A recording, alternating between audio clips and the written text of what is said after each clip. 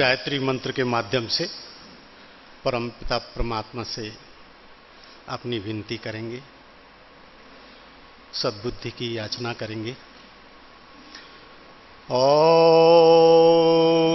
भूर्भुवः स्वः तत्सवितुर्वरेण्यं भर्गो देवस्य धीमहि धियो यो नः प्रचोदयात्।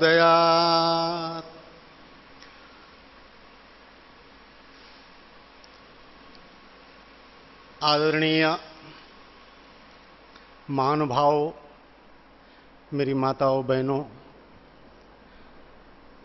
आज महर्षि दयानंद सरस्वती के दिखाए मार्ग पर चलते हुए एक नए कदम पर हम आगे बढ़ रहे हैं।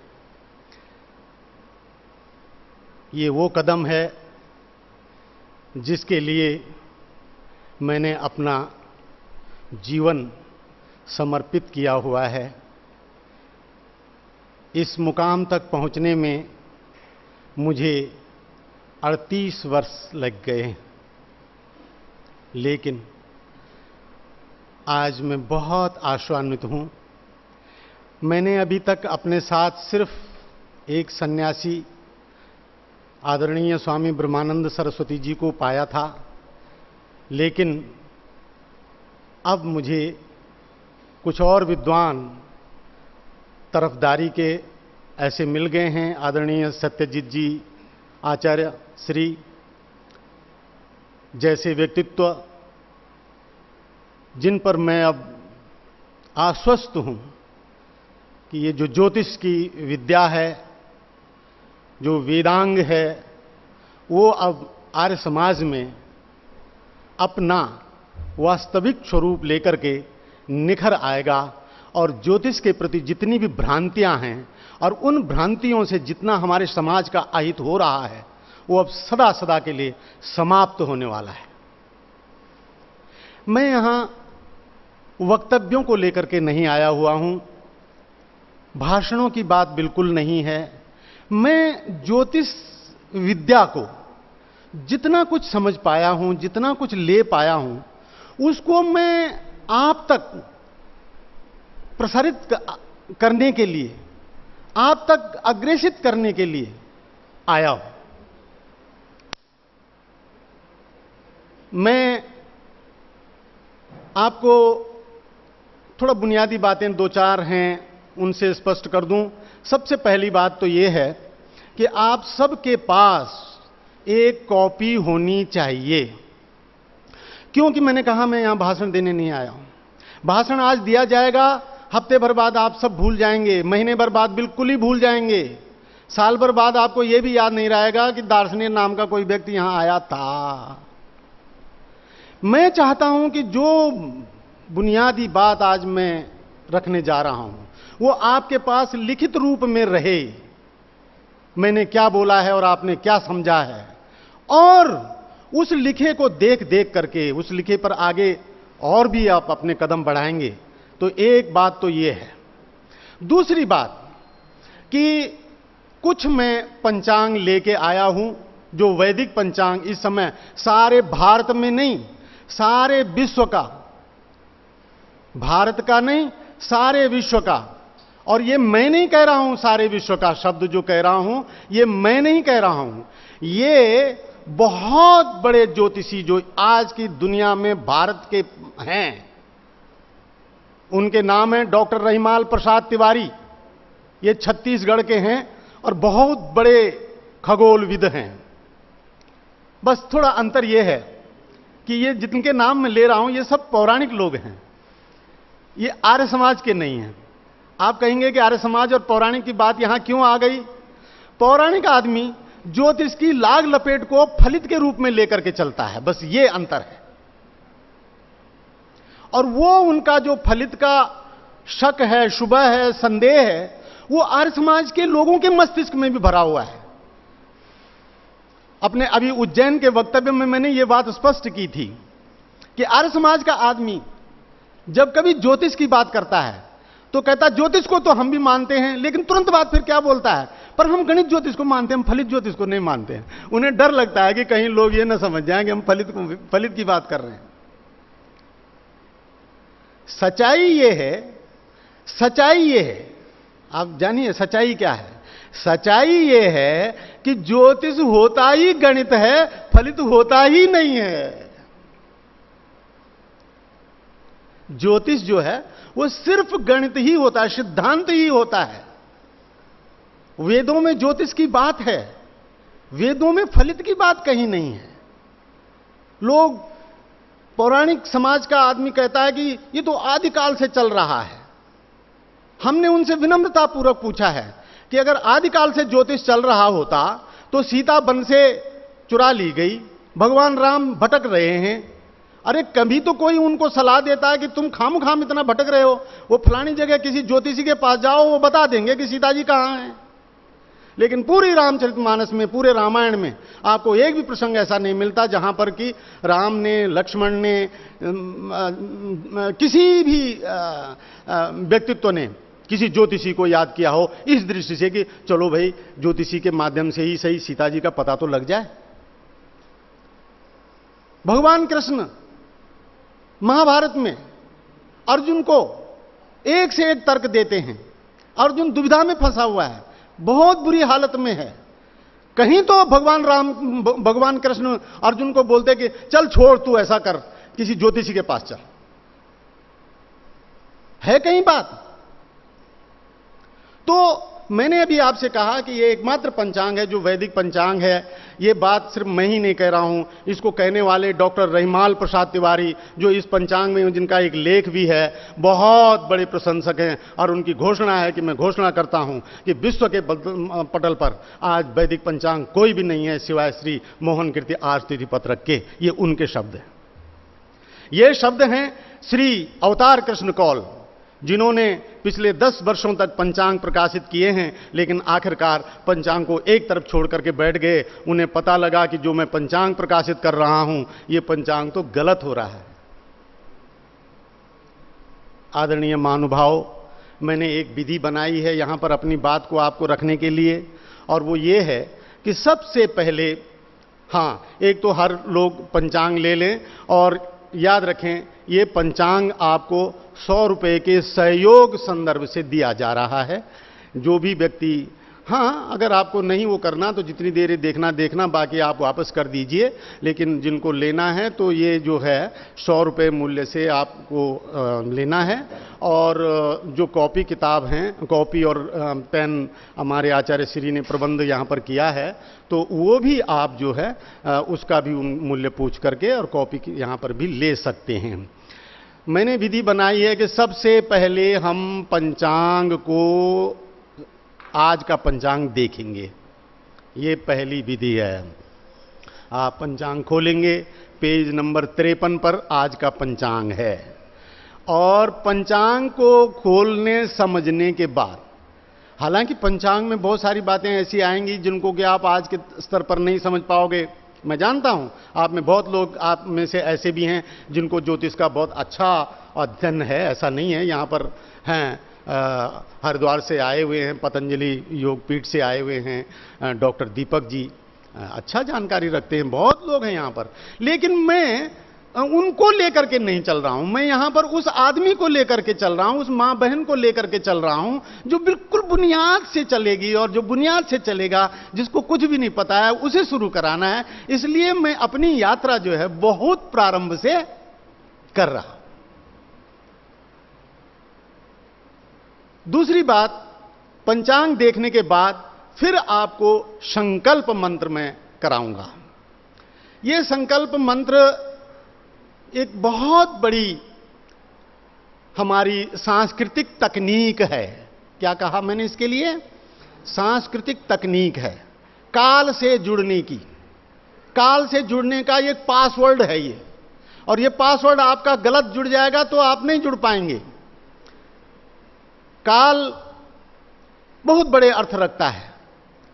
अभी हम आएंगे इस बात पर कि सूर्य सिद्धांत ने 2 अर्थ दिए हैं काल के। तो ये पासवर्ड आपको सही करना है। हमारे आर्य समाज के विद्वानों में अभाव है इस बात का कि वो संकल्प मंत्र को पूरी दिलेरी के साथ, पूरी खुल करके उस ढंग से नहीं रख पाते हैं। और कई बार मैंने देखा, मुझे ऐसे विवाहों में जाने का अवसर मिला है जहां पर एक तरफ से पौराणिक पंडित होता है और एक तरफ से हमारा वैदिक पंडित होता है, और मैंने देखा है कि समाज में वो जो पौराणिक पंडित है वो मुखरित हो जाता है और हमारे अपने वैदिक पंडित जो हैं वो द्वितीयक, सेकेंडरी से होकर के और अलग थलग से दिखते हैं। हो सकता है बहुत पढ़े लिखे समाज में ऐसा नहीं हो, जहाँ वैदिक विद्वानों की बहुत ऊंची कदर है, उनकी विद्या को पहचानने वाले हैं, वहाँ हो सकता है ऐसा नहीं हो, लेकिन मैंने देखा है। और वो समाज में चूंकि वहाँ वो लोग उन्हीं के स्तर के होते हैं, तो उनमें उनके जो पौराणिक पंडित के 50 प्रशंसक मिल जाते हैं। अरे भाई क्या बात, देखिए हमारे पंडित जी ने तो ऐसा मंत्र पढ़ा कि वो वैदिक जो आर्य समाजियों का था वो तो चुप रह गया, उसको तो कुछ बोला ही नहीं गया। हमारा आर्य समाज का विद्वान, जिसको बहुत बड़े विश्वविद्यालय ने आचार्य और शास्त्री की डिग्री दी हुई होती है, वो यहां से तो डिग्री हासिल कर लेता है, लेकिन उस अनपढ़ आदमी और उन गंवारों के बीच में जो है वो उसको उठा देते हैं जिसको कुछ भी नहीं पता है, और जो इतना बड़ा विद्वान है उसको वो कुछ भी नहीं समझ पाते हैं। हमको ऐसी व्यवस्था करनी है कि हम जहां जाएं वहां हम मुखरित हों और हमारे सामने दूसरा बोल न सके। मेरी ये कोशिश है और मैं आपको विश्वास दिलाता हूं कि आज से बाद, ये पंचांग की बात को समझने के बाद, आपका एक बहुत निर्बल पक्ष आज से बहुत प्रबल हो जाएगा। तो दूसरा जो चैप्टर है, दूसरा जो मेरा कार्य है, वो है आपको संकल्प पाठ का कराने का। ये मैं रोज कराता रहूंगा, हर सेशन की, हर जो जिस दिन भी जो मेरा कार्यक्रम है, दो अवधियां हैं, एक 9 बजे से है, 9:30 बजे से है, एक 2 बजे से है। इन दोनों में मैंने ये संकल्प कराना है और पंचांग को आपको दिखवाना है। ऐसा इसलिए करना है क्योंकि 8 बार हम बैठेंगे, इन 8 बारों में आप परिपक्व हो जाएंगी, आप परिपक्व हो जाएंगे, आप अभ्यस्त हो जाएंगे। आपको लगेगा कि हाँ ठीक है, ये सारी चीजें मेरे लिए अब बिल्कुल कठिन नहीं रह गई हैं और मैं ये आसानी से देख सकता हूं, मैं देख सकती हूं आसानी से, सब मेरे को बिल्कुल अभ्यस्त हो गया हूं मैं। ऐसी स्थिति में मैं आपको लाना चाहता हूं। आयोजकों का धन्यवाद करते हुए अब मैं सीधे विषय पर आ रहा हूं, और तीसरा कार्यक्रम है मेरा, वो है कि मैंने आपको रोज 3 पेज लिखवाने हैं। ये 3 पृष्ठ आपको लिखने हैं। मैं 24 पृष्ठ का मैटर बना के लाया हूं आपके लिए, 24 पृष्ठ का। इसमें बुनियाद से लेकर के और ऊंचे ज्योतिष तक की बात है। वो 24 पृष्ठ आपने लिखने हैं, तो तब हो सकता है जब आप 3 पृष्ठ प्रतिदिन लिखेंगे। उसके बाद हमारे बीच में एक नवयुवक हैं, विभू विश्वामित्र जी। आप बहुत लोग इनको रोजड़ के वक्तव्य में देख भी चुके हैं, सुन भी चुके हैं। अभी भी ये वैसे सरकारी ऑफिसर हैं और मेरे बड़े पुत्र हैं। ये ज्योतिष के पूरे संज्ञान को ले चुके हैं, पंचांग की पूरी गणना विधि को समझ चुके हैं, और ये आपको प्रतिदिन प्रोजेक्टर पर भी और अन्य भी माध्यमों से, लेकिन ये एक 20 मिनट का ये आपको इंट्रोडक्टरी ज्योतिष के बारे में वक्तव्य देंगे। तो आज हम पहले शुरू करते हैं पंचांग देखने से। आइए, पृष्ठ संख्या 53।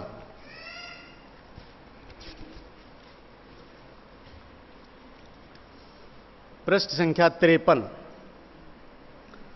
बिल्कुल आप लोग हल्के मन से लीजिए, हल्के मस्तिष्क से लीजिए, अपने ऊपर भार बिल्कुल मत समझिए, और ऐसा बिल्कुल भी नहीं सोचिए कि ज्योतिष पता नहीं, तो बहुत ऐसा कुछ नहीं, बहुत साधारण है, बिल्कुल साधारण है।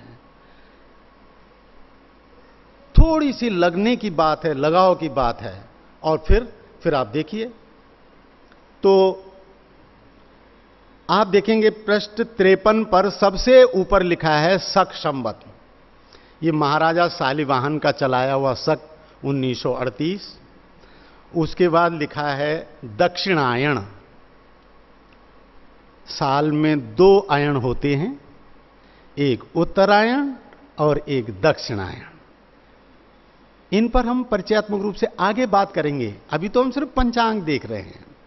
उसके बाद लिखा है उत्तर गोल, भूमध्य रेखा का उत्तरी भाग उत्तर गोल और दक्षिणी भाग दक्षिण गोल। सूर्य की स्थिति जहां होती है उससे तात्पर्य होता है ये गोल। पंचांग का पेज नंबर 53 आपके पास प्रोजेक्टर में भी खुला हुआ है, लेकिन जिनके पास पंचांग उपलब्ध हैं वो अपने पास देखें। नभस मास, ये वैदिक श्रावण मास है। वेद में महीनों के नाम मधु, माधव, शुक्र, शुचि, नभस, नभस्य ऐसे हैं। आपको बड़ी अच्छी बात बताऊं, अच्छी इसलिए कि आपको प्रेरणा मिलेगी कि एक व्यक्ति ने मुझे ये लिखा कि आपने तो महीनों के ही नाम ऐसे लिखे हुए हैं कि हमने कभी सुने ही नहीं हैं। तो मैंने उनसे निवेदन किया कि भाई, अगर आपने वेद नहीं पढ़े हैं, वेदों में ज्योतिष को नहीं देखा है, तो ये मेरी कमी है कि आपकी कमी है? आपको पता ही नहीं है, आप नभस मास को सुन रहे हैं और आपको आश्चर्य हो रहा है कि ये नभस मास कहां से। अरे भाई, वेद में नभस मास श्रावण का नाम दिया हुआ है। श्रावण लौकिक मास है, नभस वैदिक मास है, आपको पता होना चाहिए। और मैं तो ऐसा दिन देखना चाह रहा हूं जबकि लोगों को बिल्कुल नभस जो वैदिक महीने हैं, वैदिक तिथियां हैं, ये उनको बिल्कुल ऐसे मुखरित हो जाएं, उनके मुख से, कंठ से उनको ये बिल्कुल स्मरण हो जाएं। बिल्कुल ऐसा दिन देखना चाहता हूं। लेकिन जब हम उस कदम को बढ़ाएंगे ही नहीं, वेदों की तरफ चलेंगे ही नहीं, तो हम पहुंचेंगे कहां से? पहुंचने की पहली शर्त है चलना। कदम आगे बढ़ाने से इनकार कर दोगे तो पहुंचोगे नहीं। वेदों की ओर चलो, तो पंचांग में भी वेदों की ओर चलो। तो नभस मास के बाद दिया है वर्षा ऋतु, वर्ष संवत, संबसंत ऋतवः, जिसमें ऋतुओं का वास होता है उसको संवत कहते हैं। तो संवत में 6 ऋतुओं का वास होता है। उन 6 ऋतुओं में से यह वर्षा ऋतु है। वर्षा ऋतु, श्रावण मास और दक्षिणायन, ये एक ही दिन शुरू होते हैं। ये विवेचना की बातों पर बाद में। और विक्रम संवत 2073, इस नाम साधारण संवत्सर है। ये संवत्सरों की जब व्याख्या समझाएंगे तो वहां पर आपको यह भी समझाएंगे संवत साधारण संवत्सर कैसे आया। उसके बाद आप आ जाइए सीधे आज की गते पे, 4 गते पे आ जाइए आप।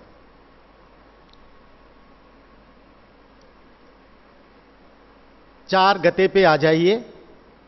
ये गते कौन सी है? ये नभस मास की 4 तिथि है। नभस मास की 4 तिथि। और ये जो 4 है, ये 4 क्या बता रहा है? ये 4 बता रहा है कि आसमान में सूर्य आज 4थे अंश पर है। ये बिल्कुल एस्ट्रोनॉमिकल होती है, खगोलीय होती है ये बातें। आज सूर्य, अगर आप सूर्य की गणित करेंगे तो सूर्य 4थे अंश पे आएगा राशि के।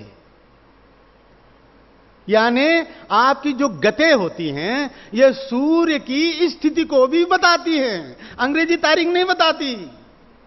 अंग्रेजी तारीख का कोई गणित नहीं है, कुछ नहीं है। आप अगर बोल रहे हैं कि नभस मास की 18 गते हैं आप, तो आपको पता है कि आज सूर्य नभस मास यानी कर्क राशि के 18 अंश पर है।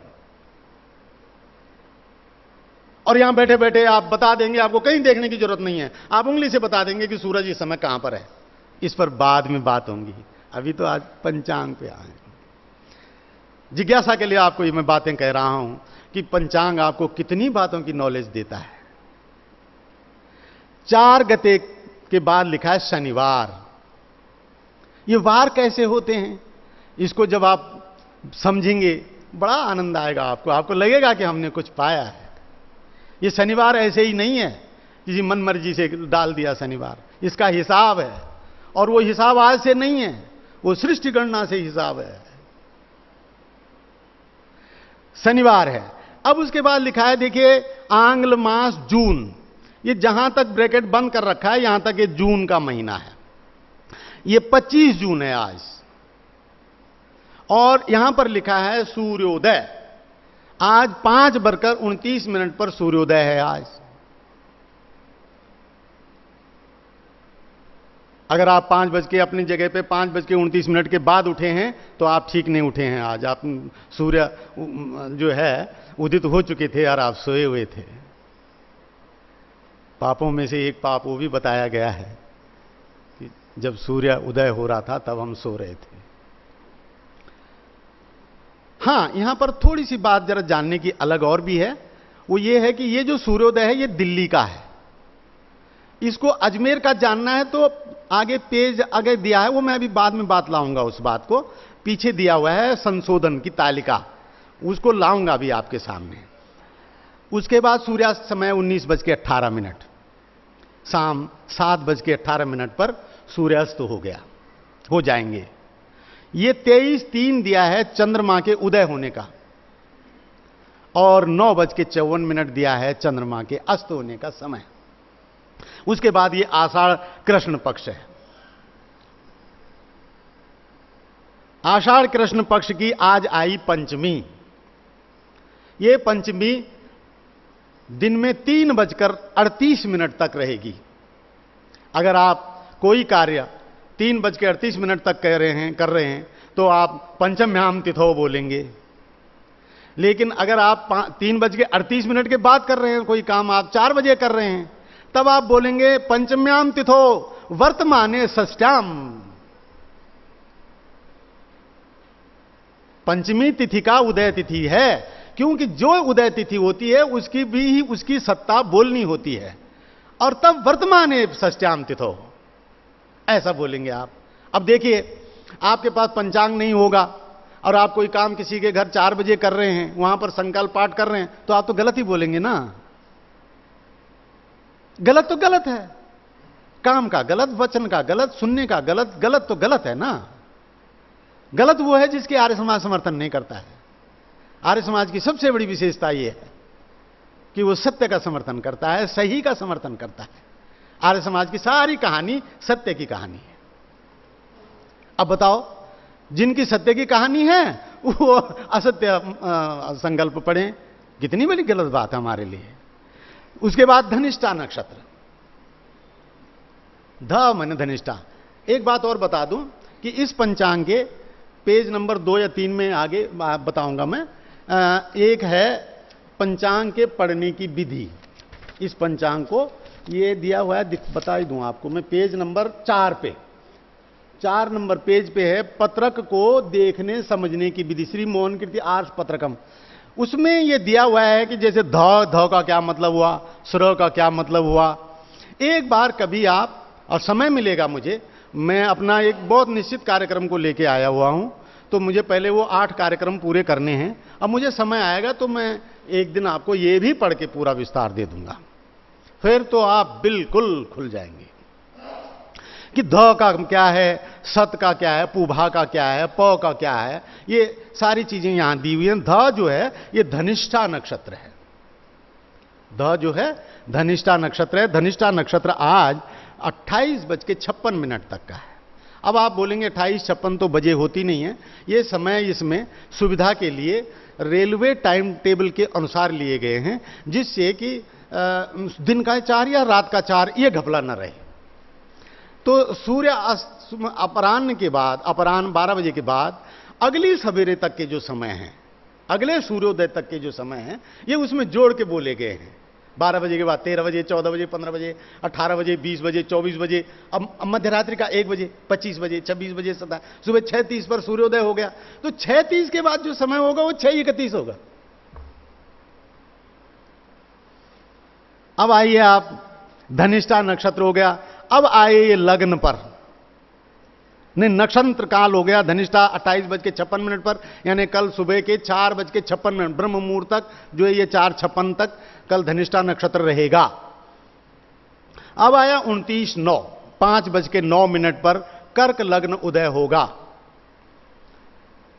सिंह लग्न 7:30 पर होगा। इस समय देखिए 9:50 होने जा रहा है। हम लोग सिंह लग्न पूरा होने जा रहा है और कन्या लग्न में शुरू हो रहा है, यानी हम कन्या लग्न की शुरुआत में इस समय बात कर रहे हैं। कन्या लग्न अगर चलिए बाद में लाता हूं, कुंडली का प्रोविजन करना है तो इनको कुंडली के हिसाब से बताया जाए कन्या लग्न का, उसको लाएंगे। तो कन्या लग्न हो जाएगा 9:50 पर, और ये कन्या लग्न जो है उसके बाद तुला लग्न, ये सारे लग्नों का टाइम दिया हुआ है। उसके बाद इसमें फिर आगे के क्या स्थितियां हैं, वो त्योहार वाले व्रत पर्व त्योहार के खाने में उस दिन के वो सारे मैटर लिखे होंगे जो उस दिन की विशेषताएं हैं, एस्ट्रोनॉमिकल विशेषताएं, त्योहारों की विशेषताएं। अब इसमें त्योहार में हमने कुछ पौराणिक त्योहार भी दिए हुए हैं, जैसे करवा चौथ है या और भी त्योहार हैं। अच्छा, ऐसे इसलिए दिए हुए हैं हमने कि पंचांगों की, देखिए पंचांगों से बेशक आर्य समाज का पंचांग को नहीं जानता आदमी, लेकिन उसके कारण लोगों का अहित नहीं हो रहा है। वो पंचांग का धंधा नहीं करता है, वो लोगों को गुमराह नहीं करता है।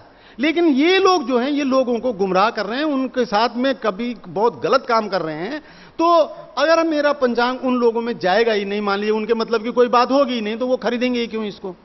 इसके लिए मैंने इसमें एक बहुत बढ़िया नोट लगा रखा है, वो आप देख लीजिएगा कि आपको क्या लेना है और क्या नहीं लेना है। तो ये हुई पंचांग की बात। अब आइए आप बाएं पृष्ठ पर, ये बहुत महत्वपूर्ण है। थोड़ा सा आपको वर्डन लगेगा, भारी सा लगेगा, बिल्कुल भारी नहीं होना है। आप सिर्फ मुझे सुनो और ये समझ लो कि आज की तारीख के लिए तो ये कहूंगा कि मुझे सुनो और थोड़ी देर के लिए भूल जाओ, यूं समझ लो। बहुत ही, क्योंकि आपको लगेगा अरे इतनी चीजें, तो कई लोग ऐसे होंगे जो ये समझ लेंगे कि इतना तो ये तो बहुत ज्यादा वैसा लग रहा है। ऐसा बिल्कुल भी नहीं है। अब आइए, अब यहां चार गते पे पहले लिखा है सांपतिक समय। इसको अभी आप छोड़ दीजिए, इस पर बाद में हम आपको करेंगे, विभु विश्वामित्र इस पर विवेचन देंगे। ये नाक्षत्रिक समय है पृथ्वी पर। ओ जी आप किस जगह पे हैं वो थोड़ा फिर बता दीजिए। मैं सुना नहीं। पृष्ठ 52, पेज नंबर 52 और गते 4 गते, जी हाँ, जिसमें हम पहले भी थे। नहीं, पहले 53 पेज पे थे हम, पहले 53 पृष्ठ पे थे, पहले 53 पृष्ठ पर, अब 52 पे, 52, उसी के बाएं, उसी का बायां। अच्छा ठीक, उसी का बायां 4 गते पे आ जाइए आप।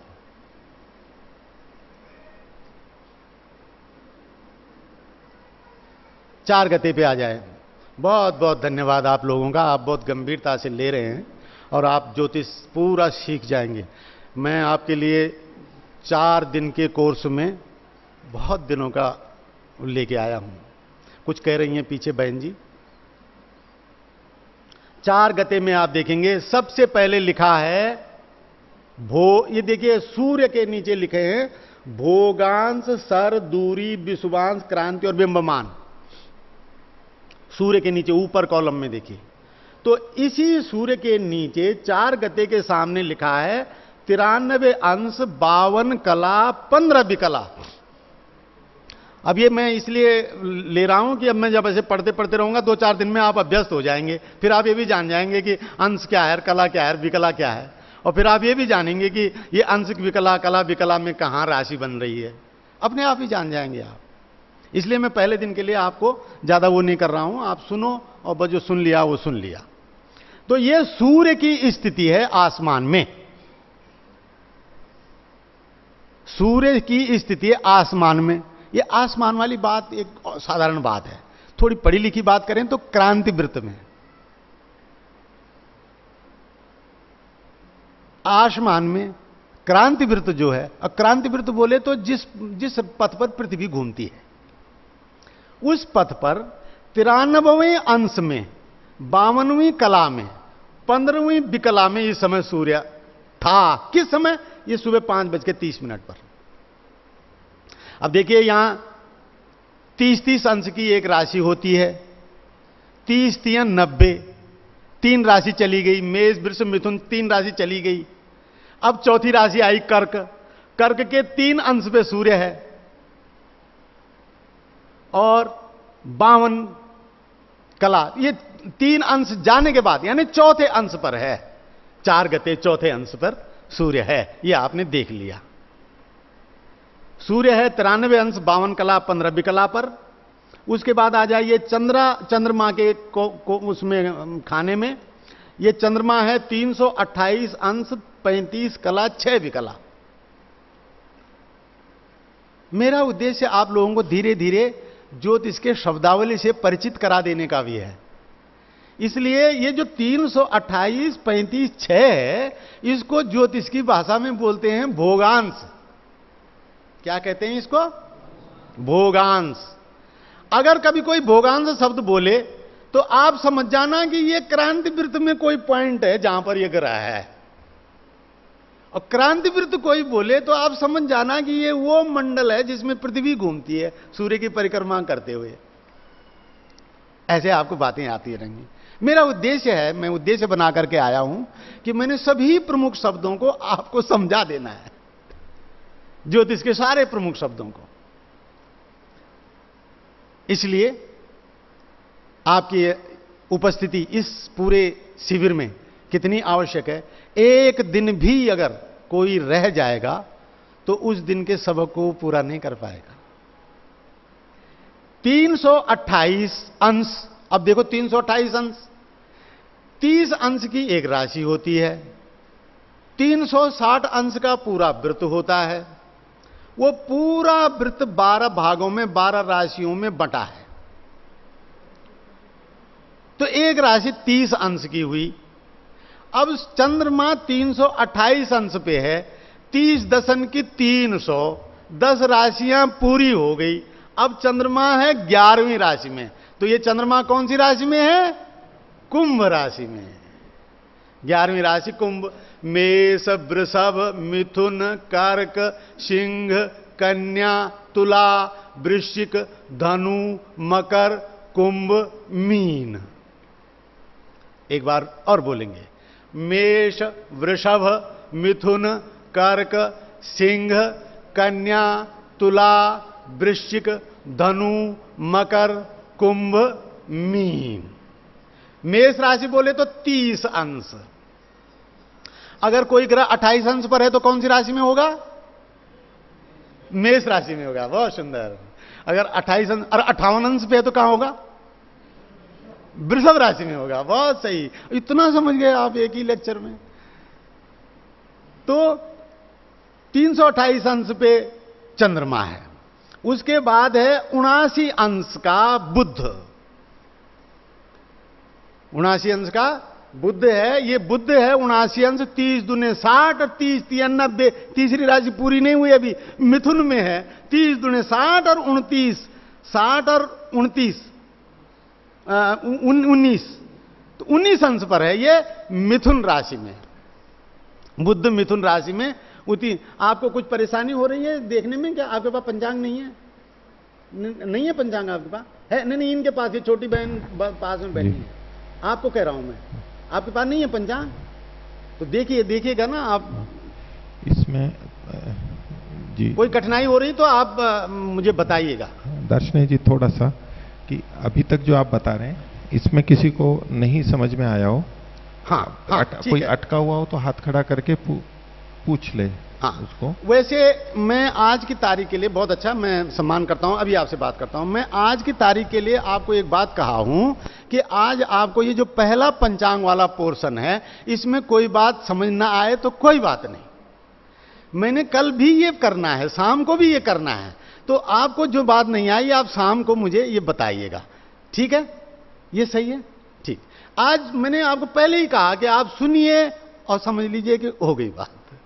आज मैं आपको प्रेशर दे ही नहीं रहा हूं, और मैं दिन में फिर आपको क्लियर करूंगा। और कल परसों तक ऐसी स्थिति हो जानी चाहिए कि आप इसमें फर्राटे से ऐसा हो जाना चाहिए, ठीक है? हाँ।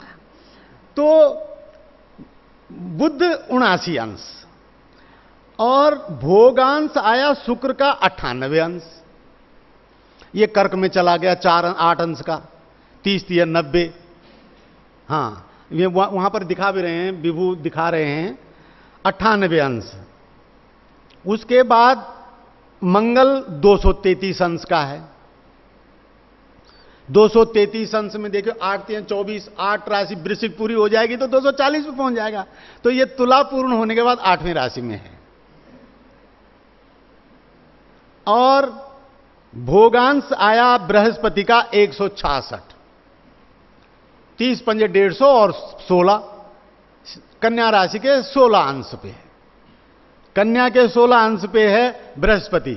बहुत सुंदर, बहुत अच्छा, सभी लोग तन्मयता से देख रहे हैं। और उसके बाद शनि 251 अंश, 34 कला और 13 विकला। कला विकला, एक राशि 30 अंश की होती है, एक अंश 60 कला का होता है, एक कला 60 विकला की होती है। और ये सब हम आपको मैथमेटिकल पोर्शन जब लाएंगे तब आपको क्लियर करेंगे, आपको बहुत ज्यादा जोर नहीं देना है। तो 4 गते में अब आया आपका शनि। शनि ग्रह कहां है? 251 अंश, 34 कला, 13 विकला पर है। 251, 34, 13। 251 का मतलब हुआ धनु राशि के 11 अंश पर है। और फिर आया राहु का बिंदु। ये क्रांति वृत्त का एक बिंदु होता है, ये ग्रह नहीं होता है। ये 165वें अंश पर है, अर्थात आज चंद्रमा का पथ जो है 165वें अंश पे क्रॉस करेगा। ये फिर बातें बाद में बताऊंगा, अभी सिर्फ इतना ही नोट कर लो कि राहु माने 165 अंश। ये हो गया आपका पंचांग। अब आइए आप संकल्प मंत्र पे। ठीक है आचार्य श्री, आपकी बात हमने नोट कर ली है। हम दिन में लोगों को एक पूछ के और फिर उनको क्लियर करेंगे।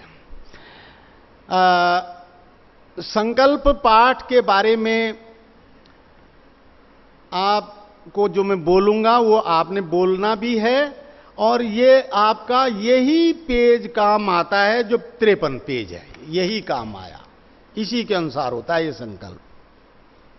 तो बोलिएगा ओम तत्सत श्री ब्रह्मणो। ये पहले पेज पे हमने दिया भी है संकल्प। हाँ, ये और याद रखें, ये मैंने इसीलिए दिया है कि हमारे लोग ये संकल्प विधा को समझें थोड़ा।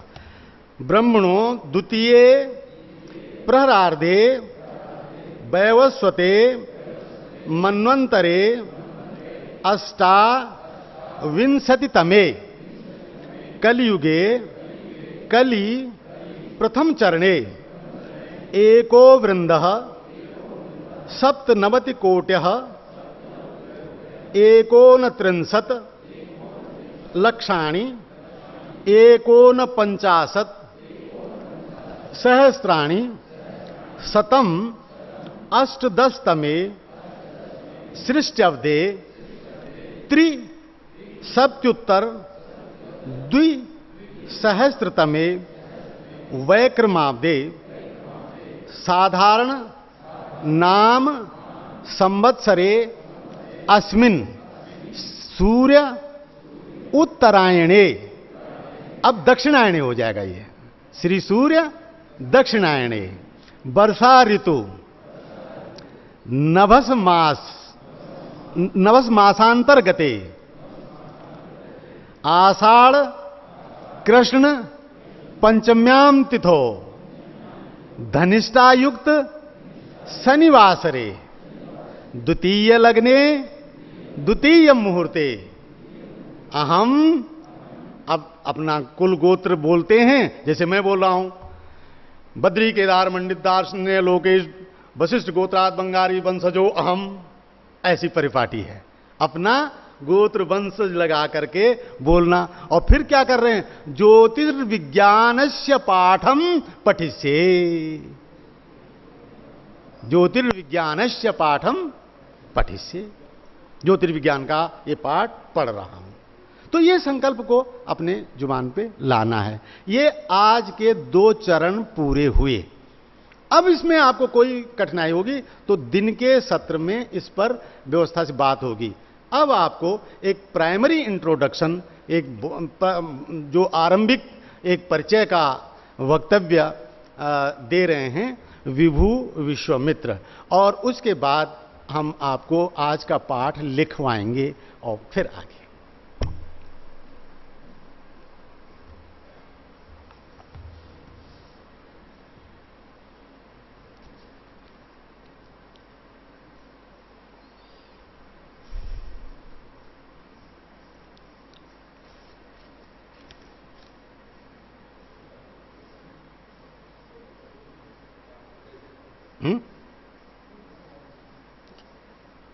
Mic mic.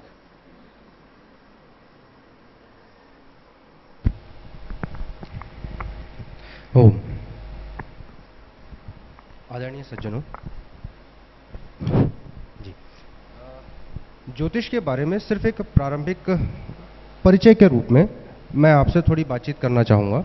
और मेरा ये निवेदन है, चूंकि मैं कोई शिक्षक नहीं हूँ, शिक्षा पढ़ाने की विधि से परिचित भी नहीं हूँ, मैं चाहूँगा कि हमारी जो बातचीत है सारी वो ज़्यादातर विचार विमर्श के रूप में ज़्यादा हो। कोई भी चीज़ हो, कोई भी बात हो, आप तत्काल पूछ लीजिए, उससे बातचीत करते करते हमें मतलब मुझे बताने में आसानी होगी। मैं टीचर नहीं हूँ, इसलिए उस तरह से मैं पढ़ा नहीं पाऊँगा, मुझे आता नहीं उस तरह से पढ़ाना।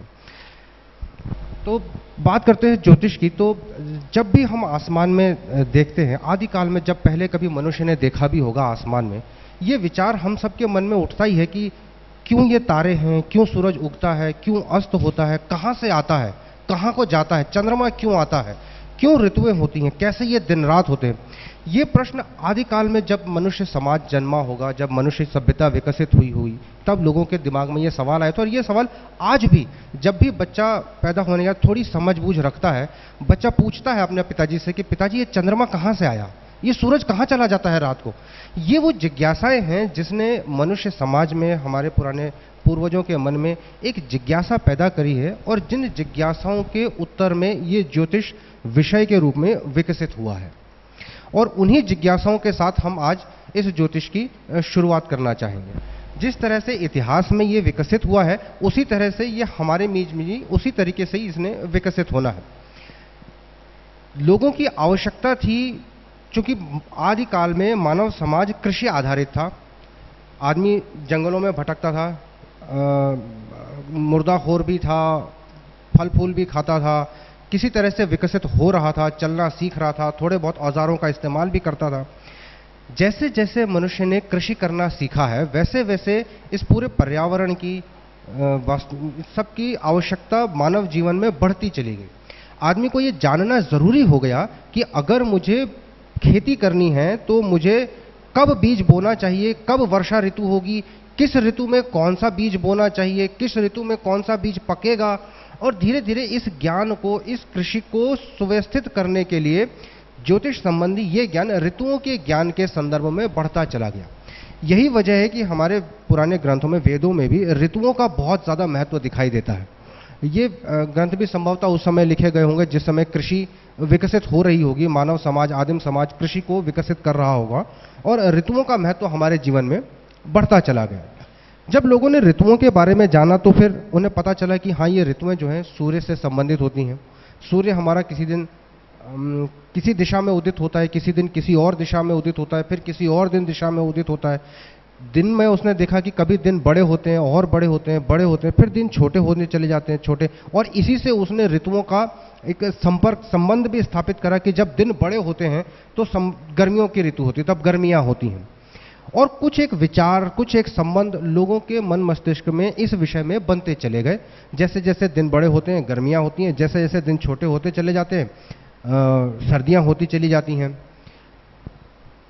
हमारा देश भारत एक ऐसे स्थान पर है पृथ्वी में जहाँ पर कि हमारे भारत में 6 ऋतुएं होती हैं। कई ऐसे स्थान हैं जो भूमध्य रेखा पर हैं, जहाँ साल भर में एक ही ऋतु होती है, वहाँ ऋतु का कोई मतलब ही नहीं है। कुछ ऐसे स्थान हैं जो बिल्कुल ध्रुव प्रदेशी हैं, जहाँ 6 महीने एक ही ऋतु रहती है, लगातार अंधेरा ही बना रहेगा, 6 महीने तक लगातार रात्रि रहती है। भारत ऐसे अक्षांशों पर स्थित है जहाँ पर पूरी तरह से 6 दिख सकने वाली, मतलब संज्ञान में आ सकने वाली 6 ऋतुएं हमको उपलब्ध होती हैं। पुराने ग्रंथों में, हमारे वेदादि ग्रंथों में कहीं 6 ऋतुओं का वर्णन है, ज़्यादातर 6 का है, लेकिन कहीं कहीं 5 या कहीं कहीं 4 ऋतुओं का भी जिक्र है। अलग अलग ऋषि अलग अलग क्षेत्रों में हमारे वेदों में मंत्र जुड़ते चले गए। जो जो जैसे जैसे जिस दिन स्थान पर रहे, जो भी ऐसे ऋषि रहे होंगे जो दक्षिण भारत की तरफ रहे होंगे, उन्होंने 4 ऋतुओं को ही नोट किया होगा, क्योंकि जैसे जैसे हम भूमध्य रेखा की तरफ चलते चले जाते हैं, ऋतुओं की संख्याएं कम होती चली जाती हैं। ऐसे ही जब हम इस स्थान से और उत्तर की तरफ को चलते चले जाएंगे तो भी ऋतुओं की संख्याएं कम होती चली जाएंगी। हम चूंकि मध्य भाग में स्थित हैं, इसलिए हमें लगभग हमें पूरी तौर पर 6 ऋतुएं स्पष्ट रूप से दृष्टिगोचर होती हैं। तो ऋतुओं से बढ़ते बढ़ते जब आदमी के मन में, जब कृषि से बढ़ करके जब हमारे पास दिनों का हिसाब आ गया, ऋतुओं का हिसाब आ गया, समाज में एक अर्थव्यवस्था चली, तो हमारे लिए एक आवश्यक हो गया एक सिविल कैलेंडर रखना, एक सामाजिक कैलेंडर रखना, दिनों का हिसाब रखना कि हमने आज कोई घटना करी तो इसके कितने दिन बाद यह घटना हुई है। दिनों का हिसाब रखने के लिए ही पंचांग या कैलेंडर। पंचांग का शाब्दिक अर्थ तो 5 अंगों के रूप में है, जो उसका एक, बल्कि नाम भी कम, एक विश्लेषण ज़्यादा है, जो उसकी कुछ विशेषताएं बताता है कि उसमें ये चीज़ें होनी चाहिए। बेसिकली ये कैलेंडर है। कैलेंडर का मतलब है कि हमने दिनों को किस रूप में व्यवस्थित रखना है। कैलेंडर की विधाएं प्राचीन काल से विकसित होती आई हैं, और भारत में जो ये हमारे वेदों में जो है, जो वेदांग ज्योतिष के रूप में हम जिसको जानते हैं, वो 5 वर्षों के युग के रूप में है। युग मतलब है एक टाइम पीरियड जिसमें कुछ घटनाएं आपस में रिपीट होती हैं। सबसे पहली बात तो समय को हम जब जिस रूप में समझना शुरू करते हैं कि समय क्या है, तो हम ये समझते हैं कि कोई भी घटना जो एक निरंतर अंतराल पर अपने आप की पुनरावृत्ति करती है, हम उससे समय को जानते हैं। चाहे पेंडुलम वाली घड़ी हो, चाहे टिक टिक करने वाली घड़ी हो, चाहे कोई भी ऐसी चीज हो जो एक नियत अंतराल पर पुनरावृत्ति करती है, हम उससे समय को नापते हैं। हमारे पास प्राकृतिक रूप से इसका जो सबसे अच्छा साधन उपलब्ध है वो है सूर्य। सूर्य एक नियत अंतराल पर उदित होता है और उसके बाद अस्त होता है, फिर उदित होता है, फिर अस्त होता है। ऐसा ही एक दूसरा साधन है हमारे पास चंद्रमा। चंद्रमा के उदित और अस्त होने में उतना अंतर स्पष्ट नहीं है। चंद्रमा कभी ठीक पूर्व में उदय होता है, कभी पूर्व से 2 घंटे बाद उदय होता है, कभी उसके 3 घंटे बाद उदित होता है। हमारे पास जो एक प्राथमिक, जो सबसे मूलभूत समय को नापने के लिए प्राकृतिक रूप से जो इकाई उपलब्ध है वो है सूर्य। और इसीलिए हमारे सभी ग्रंथों में, सभी चीजों में सूर्य या सौर वर्ष, सौर मास, सौर जो कुछ भी है वो सूर्य के आधार पर ज्यादा महत्वपूर्ण, ज्यादा मायने रखता है। तो हमने सूर्य से निकाले दिन, और ऋतुओं की पुनरावृत्ति से हमने ये जाना कि एक वर्ष भी होता है। प्राचीन काल में ऐसा नहीं है कि लोगों को शुरू से ही ये पता था कि पृथ्वी सूर्य के चक्कर काटती है। लोग यही ही समझते रहे हैं, चाहे वो आर्य जगत में रहा हो, चाहे पश्चिमी सभ्यताओं में रहा हो। जो पहली अंडरस्टैंडिंग है, जो पहली समझ है सूर्य के बारे में, वो यही है कि सूर्य पृथ्वी की परिक्रमा करता है, क्योंकि प्रारंभिक रूप से देखने पर ऐसा ही दृश्यमान भी होता है, हमको दिखता भी ऐसा ही कि जैसे सूर्य ही पृथ्वी की परिक्रमा कर रहा हो। लेकिन धीरे धीरे ज्ञान बढ़ने पर, विज्ञान बढ़ने पर, अंतर्दृष्टि से लोगों ने प्रयोगों से, परीक्षणों से यह जाना कि नहीं, ऐसा नहीं है। पृथ्वी सूर्य की परिक्रमा करती है और वो पृथ्वी सूर्य की परिक्रमा करती है और सूर्य हमें परिक्रमा करता हुआ दिखाई देता है। सूर्य से दिन, दिन से ऋतुएं, ऋतुओं से हमने जब वर्ष जाना तो हमारे पास एक ये चीज आई कि हमने दिनों को कितने कितने अंतराल में रखना है। हम दिन को जानते हैं, ऋतुओं को जानते हैं, सूर्य को जानते हैं, वर्ष को जानते हैं, लेकिन जब दिन की पहचान करने की बात आती है, जब सूर्योदय होता है, जब दिन में सूर्य रहता है आकाश में, तो हमें कोई नक्षत्र नहीं दिखता। सूर्य के प्रबल प्रकाश में कोई भी नक्षत्र हमें दिखाई नहीं देता, पूरा आसमान एक सार दिखाई देता है। तो एक दिन की पहचान करने का हमारे पास कोई आधार नहीं रह जाता। दिन की पहचान करने का आधार हमें मिलता है रात में। रात में जब चंद्रमा उदित होता है, जब तारे उदित होते हैं, हमने तारों को देखा, तारों को पहचाना। तारों को पहचानने के साथ साथ हमने ये देखा कि चंद्रमा प्रतिदिन किसी एक तारे के निकट होता है और उसके अगले दिन किसी दूसरे तारे के निकट होता है, उसके अगले दिन फिर किसी और तारे के निकट होता है। चंद्रमा के इस पथ पर, चंद्रमा जिस पथ पर पृथ्वी की परिक्रमा कर रहा है, उस पथ पर हमने अभी ये परिक्रमा पथ और इन सब चीजों को विचार में न रखते हुए उस आदिम समाज, उस आदिम मनुष्य अपनी आदिम जिज्ञासा के हिसाब से ही सोच के देखेगा कि जब मुझे चांद आसमान में देख रहा हूं मैं, तो ये देखता हूं कि हाँ चंद्रमा इस तारे के निकट है, फिर अगले दिन मैं देखता हूं कि चंद्रमा किसी और तारे के निकट है। जब ये चीज हमने कई सालों तक, कई वर्षों तक देखते रहे, रिकॉर्ड करते रहे, अभिलिखित करते रहे और समझते रहे, तारों को पहचानते रहे, तो हम ये जान पाए, एक संबंध बना पाए कि चंद्रमा औसतन 27 तारों के आसपास घूमता रहता है पूरे महीने भर में।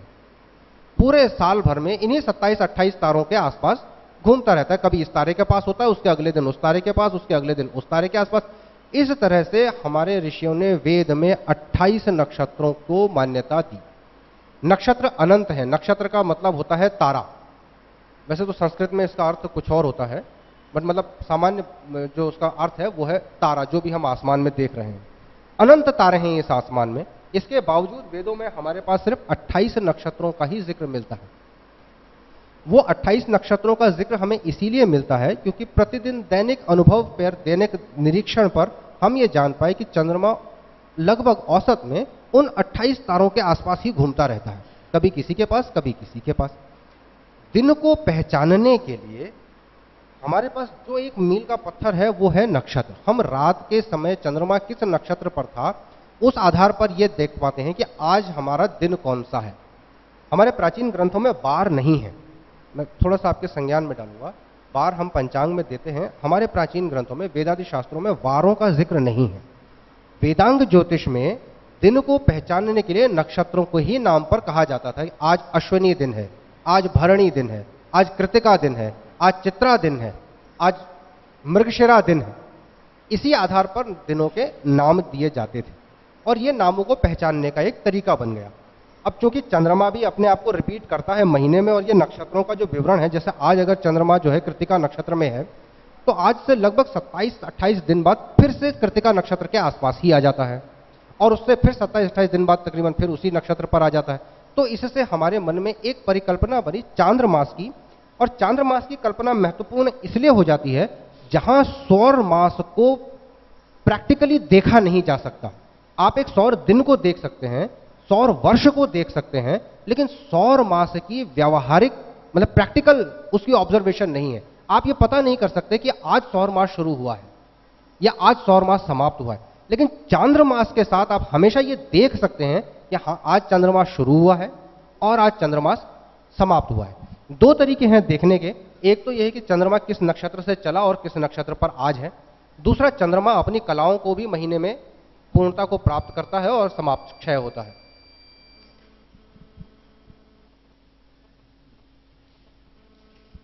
वो भी चांद्रमास का एक आधार है कि चंद्रमा उदित होता है। उदित मतलब अमावस्या के बाद नवीन चंद्रमा उदित होता है, पूर्णमासी को पूर्णता को प्राप्त होता है और फिर अगली अमावस्या को समाप्त होता है। चंद्रमा की ये एक विशेष उपलब्धि, एक मतलब विशेषता है इसकी, जिसके कारण हम चांद्रमास को देख सकते हैं। उसकी एक व्यवहारिक प्रैक्टिकल ऑब्जर्वेशनेबल एक विशेषता है उसकी कि हम उसे देख सकते हैं कि हाँ, ये चांद्रमास है, आज चांद्रमास शुरू हो गया, आज आधा हो गया, आज पूरा हो गया, आज समाप्त हो गया। तो चांद्रमासों की गिनती के लिए हमारे ग्रंथों में मासों की गिनती के लिए चांद्रमास महत्वपूर्ण हो गया।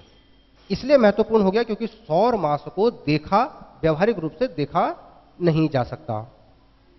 अब समस्या आती है, जैसे जैसे ये चीजें आगे बढ़ती गई, लोगों ने इन चीजों के संबंध भी स्थापित करे, और जब संबंध स्थापित करे तब ऑब्जर्वेशन करा तो कुछ चीजें निकल कर आनी सामने हुई, कुछ कुछ चीजें पता चलती गई। पता ये चला कि जो हमारा सौर वर्ष है, जिसको उन्होंने 12 बराबर भागों में बांटा एक एक सौर मास के नाम से, हर एक सौर माह में लगभग 30 दिन रखे, 360 दिन का एक सौर मास माना, एक सौर वर्ष माना। 360 ये जो बोला गया है 360, ये एक वृत्त के अंश है, क्योंकि पृथ्वी का जो परिक्रमा कक्ष है वो अंडाकार है, वृत्ताकार नहीं है।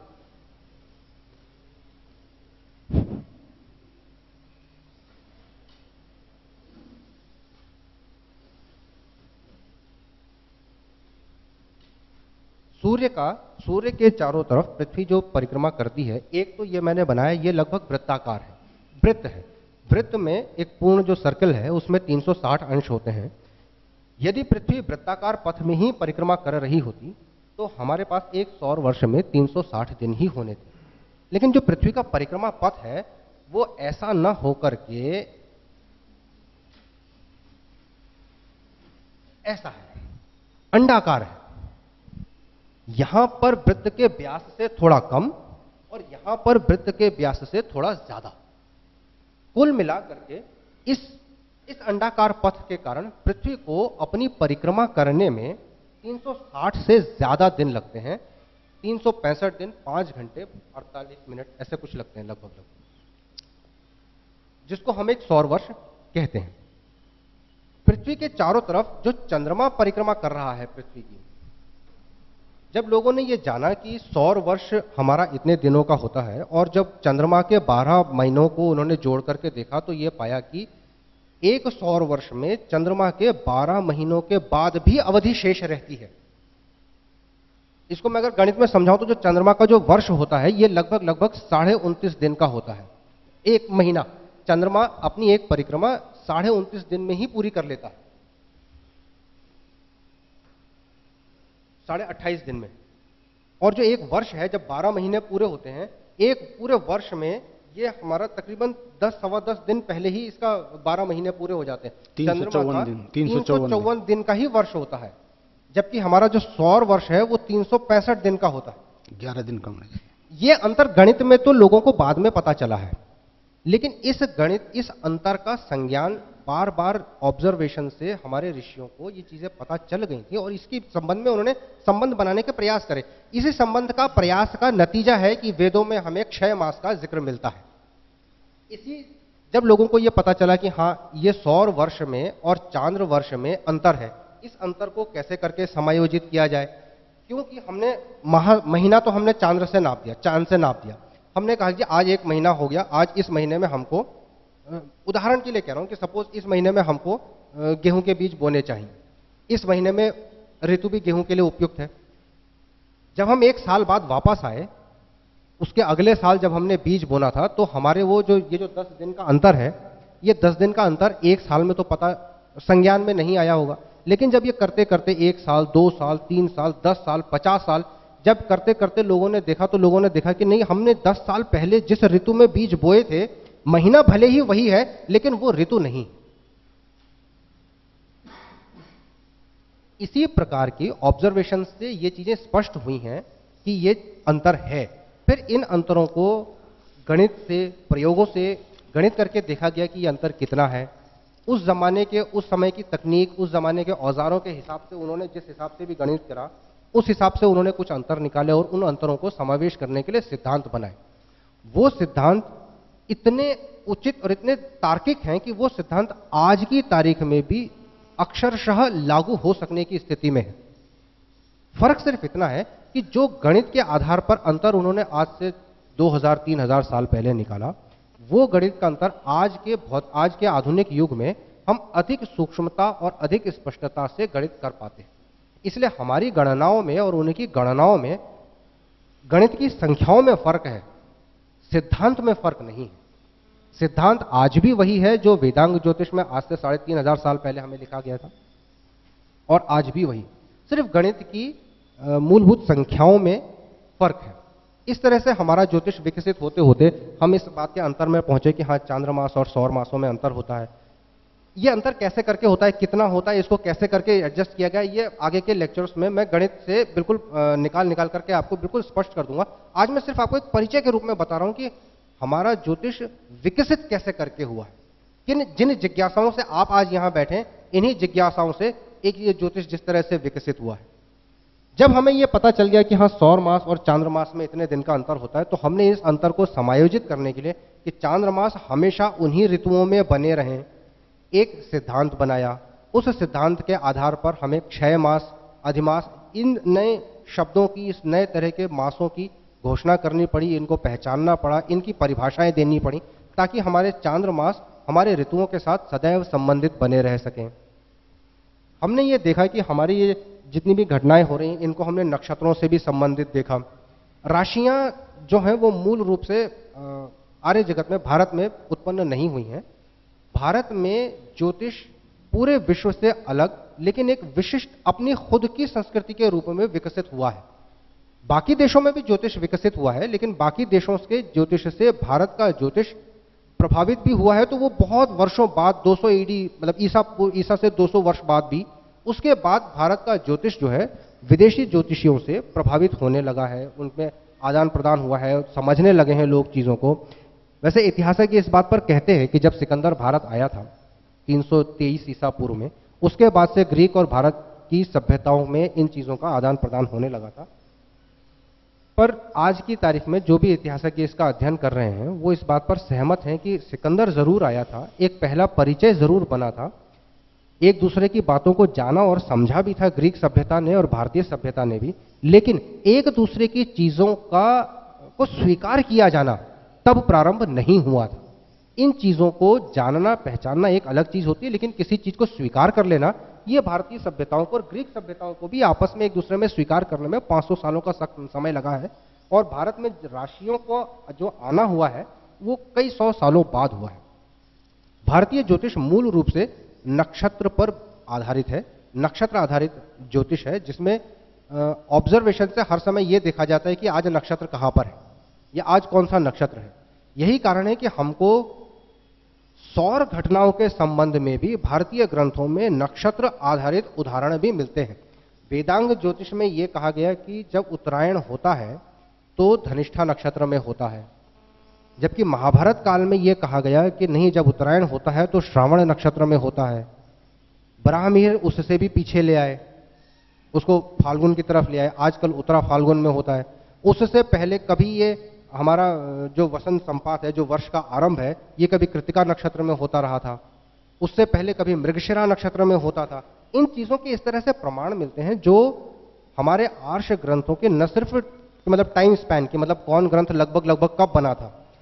वेदांग ज्योतिष का ये कहना कि उत्तरायण धनिष्ठा नक्षत्र में होता है, ये इस बात की गणित करने के लिए एक प्रमाण है कि वेदांग ज्योतिष तकरीबन कितने साल पहले लिखा गया हो, क्योंकि उत्तरायण की घटना धनिष्ठा नक्षत्र में कितने कब होती थी ये हम गणित से पहचान सकते हैं। तो हम ये जानते हैं कि धनिष्ठा नक्षत्र में उत्तरायण तकरीबन ईसा से भी 1500 साल पहले हुआ, और ये इस बात का एक स्पष्ट प्रमाण है कि वेदांग ज्योतिष ईसा पूर्व 1500 वर्ष पहले लिखा गया होगा। तभी वो ये बात लिख सकते थे कि उत्तरायण धनिष्ठा नक्षत्र में होता है। जो ऋषि ये लिखते हैं कि वसंत संपात कृतिका नक्षत्र में होता था, तो वो आज हम गणित से गणित कर सकते हैं कि कृतिका नक्षत्र में वसंत संपात तकरीबन 2000 साल पहले होता था।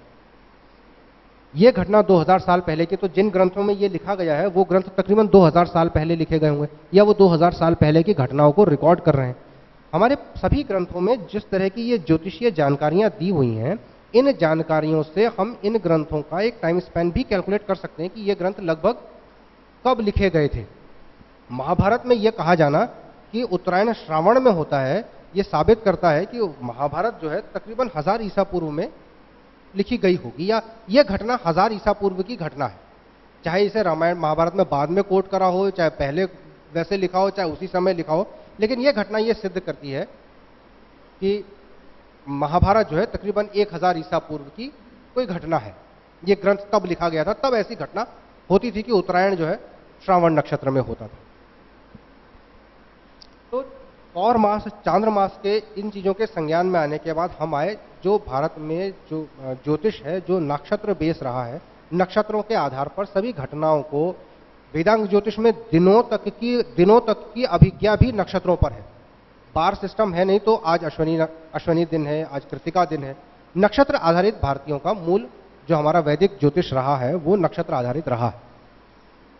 अच्छा, नक्षत्र आधारित होने के बाद ये राशियां हमारे ज्योतिष में बाहर से आई हैं, विदेशियों से आई हैं। ये जो 12 राशियां हैं जिनका अभी जिक्र हो रहा था, मेष, वृषभ, मिथुन, कर्क, सिंह आदि, जितनी 12 राशियां हैं, ये भले ही बाहर से आई हों, आज भारतीय ज्योतिष में इतने व्यवस्थित रूप से समा चुकी हैं कि आज इनके बिना भारतीय ज्योतिष की कल्पना भी उचित भी नहीं और की भी नहीं जा सकती। आज हमारे पंचांग में, हमारे गणनाओं में इन राशियों के आधार पर गणित करना ही ज्यादा उचित भी है, और ज्यादा अभी इतनी एक्सेप्टेड हो चुकी हैं कि ये वैदिक है, भी एक्सेप्टेड हो चुकी हैं। अब इन्हीं के आधार पर, इनके आधार के बिना पर ही हमारा जो वैदिक कैलेंडर है वो इनके बेसिस पर, और नक्षत्र चूंकि हमारा मूल आधार है, इसलिए हमारे पास हमारे पंचांग में आप देखेंगे, इसमें श्री मोहन कृति आर्ष प्रतिपदक में इसमें राशियां और नक्षत्रों को समान रूप से, समान विकास के साथ व्यवस्थित रूप से रखा गया।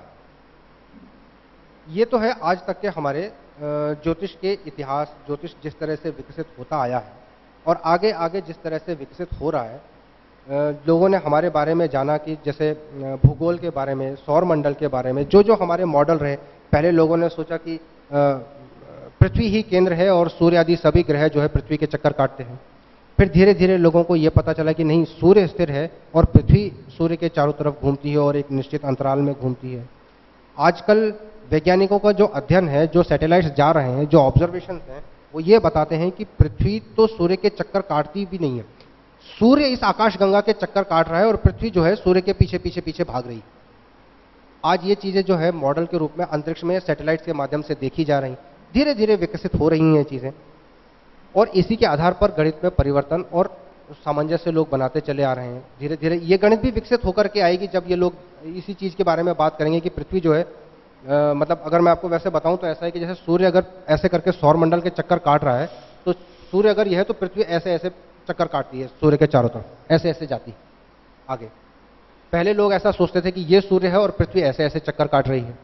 आज वैज्ञानिक उपग्रहों के माध्यम से ये देख रहे हैं कि सूर्य ऐसा है और पृथ्वी ऐसे ऐसे चक्कर काट रही है और ऐसे ऐसे आगे भी बढ़ती जा रही है। मतलब वृत्त भी नहीं है, अंडाकार तो उसका कक्षा है ही है, लेकिन वो एक स्पाइरल में, मतलब इस तरीके से स्पाइरल ऐसे चक्कर काटती जा रही है और आगे बढ़ती जा रही है, आकाशगंगा के चक्कर काट रही है। विज्ञान धीरे धीरे विकसित हो रहा है। हमने ज्योतिष के संबंध में जो भारत में सबसे बड़ी गलती हुई वो हुई कि हम फलित ज्योतिष के चक्कर में ऐसा पड़ गए, और कुछ हमारा मध्यकाल इतना बुलबुलेदार रहा है, मतलब ऐसा अव्यवस्थित रहा है कि हमारा ज्योतिष से अध्ययन जो है वो समाप्त हो गया। हम ऑब्जर्वेशनल एस्ट्रोनॉमी को छोड़ गए, भूल गए। हमारे मतलब आज स्थिति ऐसी हो गई है कि हमको ये तो पता है कि मकर संक्रांति क्या होती है, मकर संक्रांति का हम त्यौहार तो मनाते हैं, लेकिन अगर किसी एक आम आदमी से ये पूछा जाए कि मकर संक्रांति कब होती है, तो वो बोलेगा साहब 13-14 जनवरी को होती है। और अगर उससे ये पूछा जाए कि 13-14 जनवरी, फरवरी, ये तो अंग्रेजों के महीने हैं, जब जनवरी फरवरी नहीं होती थी भारत में, तब मकर संक्रांति किस दिन होती थी? तो 99% आदमी तो पहले सोच में ही पड़ जाएगा कि अरे हाँ, ये बात तो मैंने कभी सोची ही नहीं। जब जनवरी फरवरी नहीं होगी तो पता कैसे चलेगा कि मकर संक्रांति कब होती थी? कुछ लोग ऐसे भी होंगे जो थोड़े बहुत जानकार होंगे, वो कहेंगे नहीं, जनवरी फरवरी, जो मकर संक्रांति होती है वो माघ में होती है। लेकिन अगर यह पूछा जाए कि माघ कब होता है, चैत्र शुक्ल प्रतिपदा से वर्ष का प्रारंभ होता है, ये तो हम सबको मालूम है, लेकिन चैत्र शुक्ल प्रतिपदा होता कब है? 1 जनवरी को, 2 फरवरी को, 3 अप्रैल को, 12 दिसंबर को, किस दिन होता है? हम अपने कैलेंडर से इतने विमुख हो गए हैं कि हम अपने कैलेंडर की तिथियों को अंग्रेजी तिथियों के बिना कोई अभिज्ञा दे ही नहीं पाते हैं। आज हम जानते ही नहीं कि चैत्र शुक्ल प्रतिपदा कब होती है। कंक्लूड कर लो, मैंने कहा। आज हम जानते ही नहीं कि चैत्र शुक्ल प्रतिपदा कब होती है, और उसके लिए भी हमें अंग्रेजी कैलेंडर का सहारा लेना पड़ता है। तो धीरे धीरे हम इन सारी चीज़ों पर आएंगे। मैं अभी मंच पिताजी को देता हूँ और फिर हम इस बारे में और आगे फिर बात करें। धन्यवाद। ये गूढ़ एक्सप्लेनेशन आपको हर सेशन में मिलता रहेगा, और एस्ट्रोनॉमी के आगे आप देखेंगे कि पूरी बातें, पूरा चक्र आपको ऐसा स्पष्ट कर दिया जाएगा। अभी आज के तो जो वक्तव्य हैं उन पर आपको स्पष्ट नहीं दिखेगा कि हम क्या पढ़ रहे हैं, क्या चीज़ जान रहे हैं, लेकिन निश्चित जानिए 1-2 दिन में आप बहुत ज़्यादा स्पष्टीकरण समझने लग जाएंगे। अब आप लिखना शुरू कीजिए। अब ये चौथा पॉइंट लिखने वाला है, 3 पेज आपको लिखने हैं, और इसको एक अस्थाई कॉपी में लिखिए। ये आपके पास हमेशा रहना होगा इन पेजों को।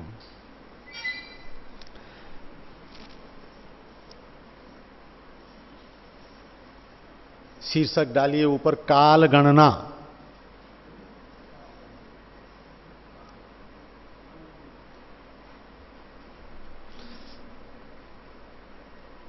ये बहुत जरूरी है लिखना। मैंने आपको पहले भी निवेदन किया है कि हम जो बोलते हैं, अच्छा बोल रहे हैं या जैसा भी बोल रहे हैं या जितना भी बोल रहे हैं, लेकिन वो आपके मस्तिष्क में कब तक टिकेगा? अगर आपके पास लिखा हुआ कुछ नहीं रहेगा तो सब कुछ दिन बाद ऐसा ही हो जाएगा। लिखिए, मूलतः ज्योतिष शास्त्र एक काल विधान शास्त्र है।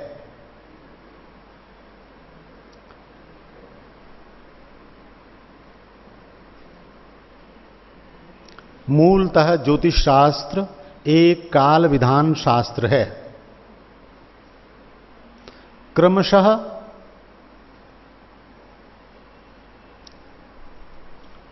बीत रहा कल नहीं, बीत रहा काल,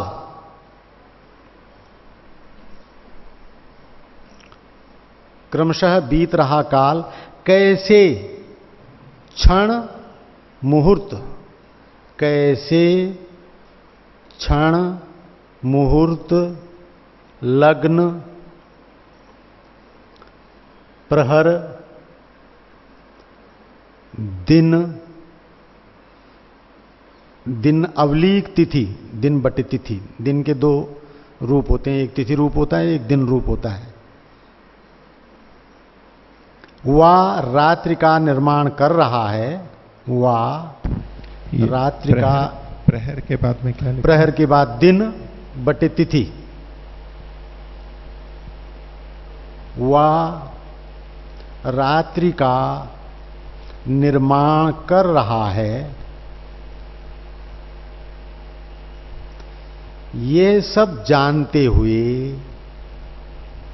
ये सब जानते हुए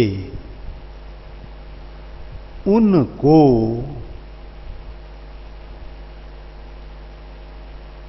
ठीक ठीक पहचान देना ही काल विधान है।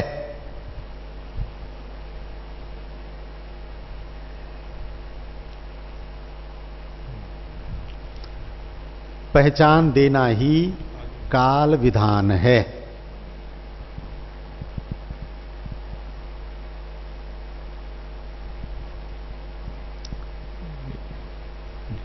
ठीक, जगत में सारे काम लिखना नहीं है, सारे कर्म जो हैं वो कालाश्रित हैं। कालाधीनम जगत सर्वम। सूर्य सिद्धांत में लोकानामंतकृत काल, सूर्य सिद्धांत लिखना नहीं है, जहां से लिखना होगा फिर बोलूंगा। सूर्य सिद्धांत में काल के दो भेद बताए हैं और वहां लिखा है कि लोकानामंतकृतः कालः, कालो अन्य कलनात्मकः। काल के दो रूप होते हैं, एक रूप वो है जो सारे संसार को समेट रहा है, कालानाम अंतकृतः काला, जो काल अंत करता है, एक तो काल वो है।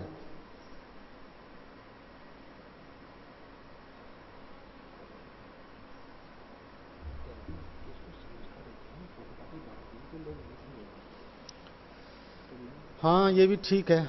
चलिए,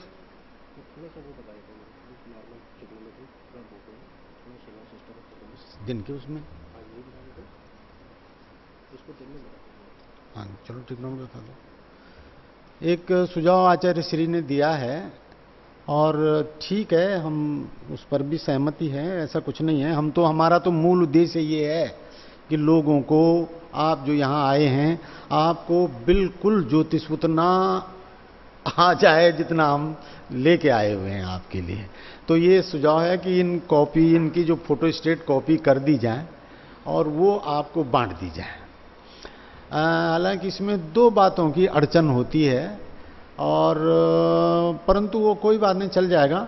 एक अड़चन होती है कि लिखे की, आदमी जो अपना लिखा होता है ना, उसको ठीक ठीक समझता है, ठीक ठीक वो कर लेता है। और दूसरा ये भी है कि इस समय हम जो लिखाएंगे वो लिखते लिखते में जहाँ कहीं पर बात आपको समझ नहीं भी आ रही है तो चलिए कोई नहीं, उसको फोटो स्टेट कर लेंगे। ट्रिग्नोमेट्री पे बोल रहे हैं या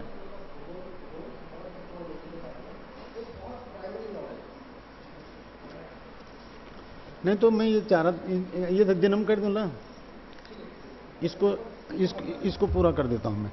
ठीक है, इसको करके उसको ट्रिग्नोमेट्री को दिन में ले आते हैं। तो देखिए, काल के दो रूप हुए, एक होता है कालानाम अंतकृतः कालः, कालो अन्य कलनात्मकः। दूसरा है जो गणित किया जा सकता है, काल का दूसरा रूप। तो जो गणित किया जा सकता है उसी का विधान है पंचांग। इसमें क्या है कि काल की दो इकाई होती हैं, एक होती है स्थूल इकाई और एक होती है सूक्ष्म इकाई। काल के जो स्थूल काल है वो, उसमें जो सबसे छोटी इकाई है वो होता है प्राण, और जो सूक्ष्म काल है उसका सबसे छोटा रूप होता है त्रुटि। अब हमारे वैदिक ज्योतिष की देखिए, ये भी एक बहुत बड़ी बात है कि हमारी जो त्रुटि है ये इकाई दाई सैकड़ा हजार 10,000 लाख 10 लाख 32 लाख 4,000 वहां भाग होता है सेकंड का। अब आप सोच लीजिए कि कितना डीपर वो किया है ऋषियों ने। एक सेकंड का 32,40,000वां भाग होता है एक त्रुटि, और 60 त्रुटियों की होती है एक रेणु, और 60 रेणु का होता है एक लव, और 60 लव का होता है एक लीक्षक, और 60 लीक्षक का होता है एक प्राण। वो एक प्राण आपका 4 सेकंड का होता है, और इसी के आधार पर जो घटी पल होते हैं 3600 पल होते हैं एक दिन में। इन 3600 पलों में 4 से गुणा करोगे एक प्राण को, एक श्वासो श्वासांतरवर्ती काल श्वास प्राण। आदमी स्वस्थ पुरुष जो एक सांस लेता है उस सांस का आना और जाना ये एक प्राण कहलाता है। तो ये प्राण 4 सेकंड का होता है। इस तरह से एक स्वस्थ आदमी एक 24 घंटे में 21,600 सांसें लेता है, और सूर्य को एक बिंदु से ठीक दूसरे बिंदु पर वहीं आने में भी 21,600 आंसू ही लगते हैं, प्राण ही लगते हैं। आपने सुना होगा यद पिंडे तद ब्रह्मांडे, ब्रह्मांड की जो प्रक्रिया है, जो विज्ञान ब्रह्मांड के अंदर काम करता है वही विज्ञान पिंड के अंदर भी काम करता है। तो उसका एक रूप है ये 21,600 सांस, और सूर्य की परिक्रमा जो पृथ्वी परिक्रमा पथ है इसके भी 21,600 असु असु असु असु असु असु कालात्मक इकाई असु है और वो प्राण है असु। ये लग्न की गिनती जब हम तीसरे चौथे दिन आपको लग्न गिनती करेंगे ना बताएंगे, और मैं गौरव होगा मुझे इस बात पर कि आप सब लोगों को लग्न गिनती करना आ जाए। आपको एक चैलेंज बता रहा हूं, भारतवर्ष में आज की तारीख में जितने भी ज्योतिषी हैं, चैलेंज के साथ मेरे नाम से दे दो जिसको देना है। भारत में जितने भी ज्योतिषी हैं आज की तारीख में, इनमें से 2% लोग भी ऐसे नहीं हैं जो लग्न को गणित करना जान सके। ये सब ऐसे हवा में ज्योतिषी हैं। ये जो आशु की प्रक्रिया है लग्न गणित की शास्त्रीय प्रक्रिया, 2% ज्योतिषियों को भी इसकी जानकारी नहीं है। और मैं चाहता हूं कि यहां पर आप 150 लोग आए हैं, 150 लोगों को ये जानकारी हो जाए। मेरी योजना, मेरी कल्पना कितनी बड़ी है। और ये आपको तो जो दिन रात्रि होती है, अहोरात्र, अह दिन और रात्रि, अहश्च रात्रिश्च इति अहोरात्रम, दिन और रात का जो समय है इसके भी 21,600 असु होते हैं, 21,600 असु। तो ये हुई सूक्ष्म काल की इकाई। लेकिन ये सूक्ष्म काल आज के मनुष्य के व्यवहारिक जीवन में आता नहीं। सूक्ष्म काल की सबसे छोटी इकाई त्रुटि होती है और सबसे बड़ी इकाई प्राण होती है। ये प्राण ही थोड़ा गिनती में आता है, बाकी जो रेणु लीक्षक वीक्षक हैं ये सब कुछ गिनती में नहीं लाता आज आदमी इनको। आगे चल करके संभावना है, लेकिन वो आपको बहुत अलग वैज्ञानिक बात है। ये एक बहुत बड़ी क्रांति का वो विषय है। ये आगे चल करके आदमी को फिर से जरूरत पड़ने वाली है इनकी त्रुटि की। और विश्व इतना समय में इतना सीमित हो रहा है कि अब उसे लग रहा है कि 1 सेकंड में हम कोई काम कर सकते हैं। 1 सेकंड में करने में तो बहुत देरी हो जाएगी। अब ऐसा उपाय ढूंढो कि काम सेकंड से भी पहले हो जाए। तो अब आने वाला जो विश्व है, अभी जो नई अनुसंधान है, वो आने वाला विश्व ऐसा है कि वो ये सोच रहा है कि आप 24 घंटे को तो 25 घंटे कर नहीं सकते, लेकिन ऐसा काम कर लो कि 1 सेकंड में आप कितना गुना काम कर सकते हो। तो दिन की लंबाई बढ़ जाएगी। जो व्यवहारिक काल है आज, उसका नाम है प्राण, और प्राण का जो विस्तृत स्वरूप है यह है ब्रह्मकाल। ये क्या है? ब्रह्मकाल। एक प्राण 4 सेकंड का, 6 प्राणों का एक पल, लिख लीजिए चाहें तो, वैसे तो खैर आपको फोटोस्टेट दिए जा रहे हैं।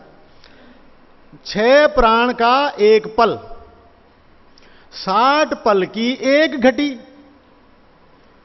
और 60 घटी का एक दिन रात। 60 घटी, घटी को नाड़ी भी बोलते हैं। पता मैं ऐसा क्यों बोल रहा हूं आपको ये शब्द? मुझे मेरी वो है कि आपको शब्दों का पूरा परिचय हो जाए।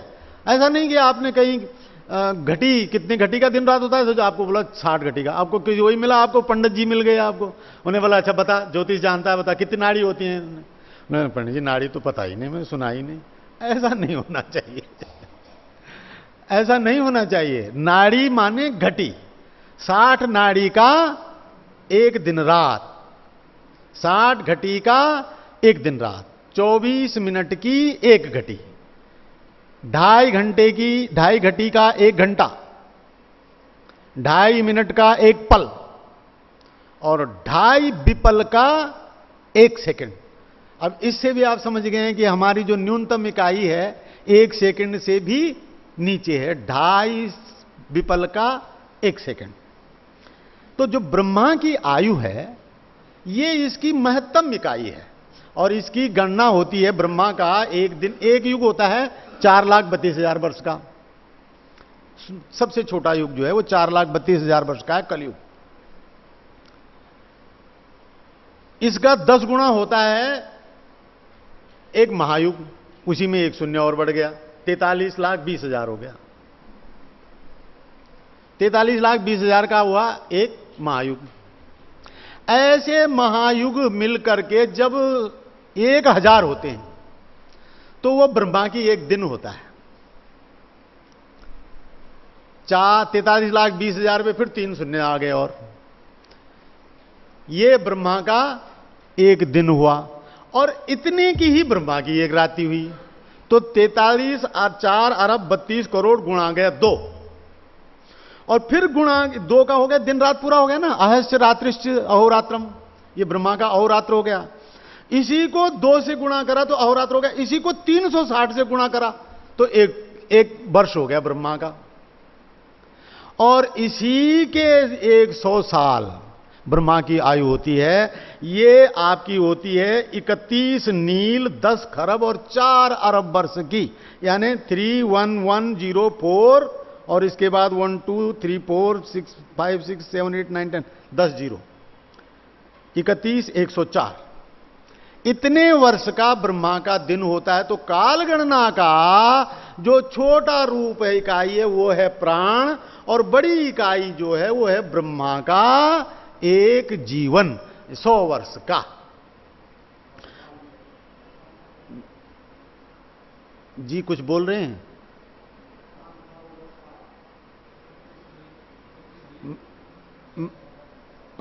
अच्छा, इसके बाद जो है, अब आइए दिन। दिन का तात्पर्य होता है व्यवहारे वयम ब्रह्म यदा सूर्य दृश्यते तदा दिवसः अदृश्यता एव रात्रि। सूर्य जब दिखाई दे तो दिन, और सूर्य जब न दिखाई दे तो रात्रि। सूर्योदय से सूर्यास्त पर्यंत का जो टाइम होता है इसको दिन, और सूर्य अस्त से जो सूर्य उदय अगले दिन का, इसको रात्रि बोलते हैं। इस रात्रि और दिन के मान को दिनमान और रात्रिमान बोलते हैं। ये ज्योतिष के शब्द हैं। आपको दिनमान बोला तो आपको समझ में आ जाना चाहिए क्या बोल रहे हैं। दिनमान बोला तो सूर्योदय से सूर्यास्त तक का समय है, और ये दिनमान रात्रिमान जो है ये बहुत आवश्यक गणनाएं हैं, क्योंकि इनका सीधा संबंध सूर्योदय से है। दिनमान में 5 का भाग दे दो तो सूर्यास्त का समय आ जाता है। ये गणितीय उसमें बाद में बताएंगे। और उस सूर्यास्त के समय को 12 में से घटा दो तो सूर्योदय का टाइम आ जाता है। टिप्स पे चीजें आ जाएंगी आपकी, टिप्स पे। ठीक है ना? तो ये दिनमान और रात्रिमान, रात्रि का कुल मान, डे ड्यूरेशन इज द दिनमान, नाइट ड्यूरेशन इज द रात्रिमान। अब जो दिन होते हैं ये होते हैं 4 दिन। कितने होते हैं? 4। सावन दिन, सौर दिन, नक्षत्र दिन और चांद्र दिन। सावन दिन, सौर दिन, नक्षत्र दिन और चांद्र दिन। सूर्योदय से लेकर के अगले सूर्योदय की पूर्व बेला तक, सूर्योदय होने तक जो दिन होता है इसको सावन दिन बोलते हैं। इसको क्या बोलते हैं? सावन दिन। बहुत सुंदर, अच्छी अभिरुचि ले रहे हैं आप लोग, मुझे बहुत खुशी हो रही है। ये विषय ही ऐसा है। अभी तो जब आपको आगे उसमें ले चलेंगे तो आपको गणित में बहुत अच्छा लगेगा। सौर दिन। अब सौर दिन के बारे में थोड़ा समझना है कि सूर्य जहां से चला 365 दिन 5 घंटे 48 मिनट 25 सेकंड में वहीं पहुंच गया। ये हुआ सौर वर्ष। तो दिनों की बात छोड़ दीजिए फिलहाल आप। 360 अंश पूरा करने में ये हो गया सौर वर्ष। इस 360 का जो एक अंश है, सूर्य जितना एक दिन, एक अंश में जितना टाइम लेता है उसका नाम है सौर दिन। एक अंश सूर्य जितना चल पाता है जितने समय में, वो एक सौर दिन कहलाता है। तो सावन दिन, सौर दिन। अब आइए नक्षत्र दिन। जैसे सूर्य उदय होता है ना और सूर्य अस्त हो जाता है, ऐसे ही नक्षत्र का उदय होता है। नक्षत्र 28 होते हैं। आपने आज तक 27 सुने होंगे, कुछ लोगों ने तो सुने ही भी नहीं होंगे ना, लेकिन जिनको मालूम भी है तो उनको 27 मालूम है, क्योंकि सारे भारतीय ज्योतिष में 27 नक्षत्र हैं। उनको राशियों का गणित बिठाना था, 28 का भाग 360 में जाता नहीं, इसलिए उन्होंने कहा एक को छोड़ दो और 27 का ही भाग दो, और सारे नक्षत्रों को बराबर मान करके उस पर हम अलग से आएंगे बाद में, आपको प्रमाण भी दिखाएंगे। हम उसका प्रमाण भी लाए हैं कि 27 नक्षत्र जो है वो क्यों कैसे बनाए गए, उसका प्रमाण भी लाए हैं हम आपके साथ। तो नक्षत्र दिन होता है जहां से नक्षत्र उदय हुआ और फिर अगले टाइम को फिर जब उदय हुआ, उदयाद उदयम, उदयाद उदयम जो समय होता है इसको नक्षत्र दिन बोलते हैं। ये भारतीय ज्योतिष के 4 दिन हैं, नक्षत्र दिन, और उसके बाद है चांद्र दिन। चांद्र दिन को थोड़ा ब्लैक बोर्ड पे भी आप देखते रहेंगे, ये भी समझाएंगे आपको। सूर्य और चंद्रमा के बीच का जो अंतर है वो चांद्र दिन कहलाता है। पर उस अंतर की एक विशेषता है, सूर्य से 12 अंश जब दूर चला जाता है चंद्रमा, तो एक तिथि हो जाती है। क्या हो जाती है? सूर्य से 12 अंश चलने में एक तिथि हो जाती है। इस तिथि को चांद्र दिन बोलते हैं।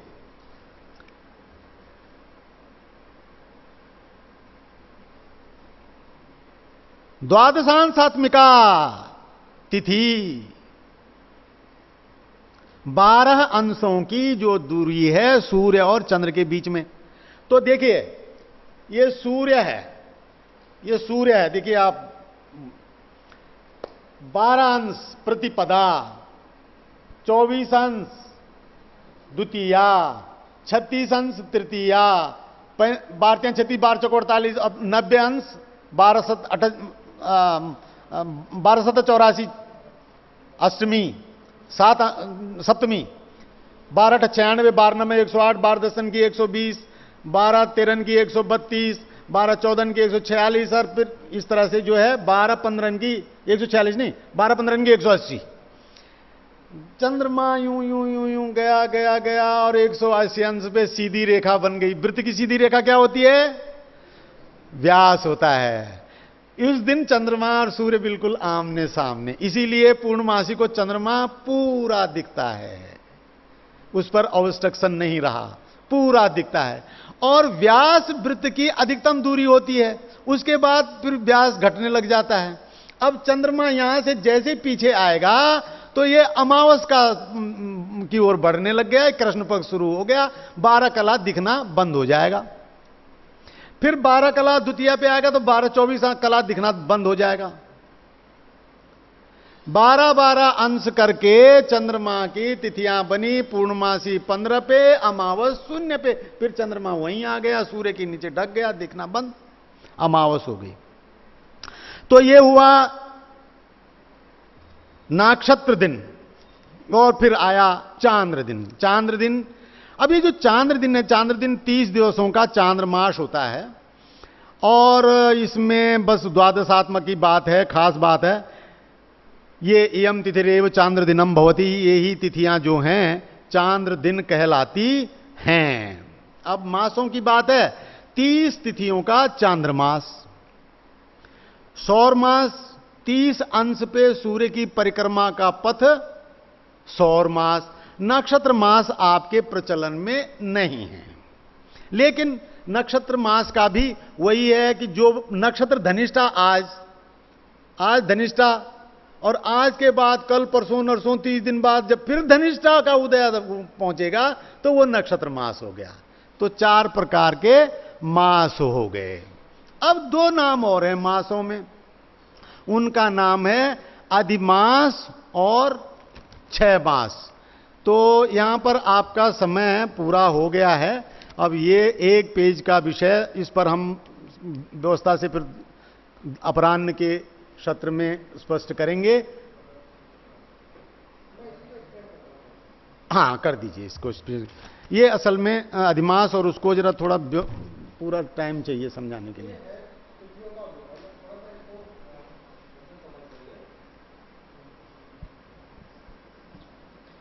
इसको थोड़ा सा ऐसे समझ लेंगे।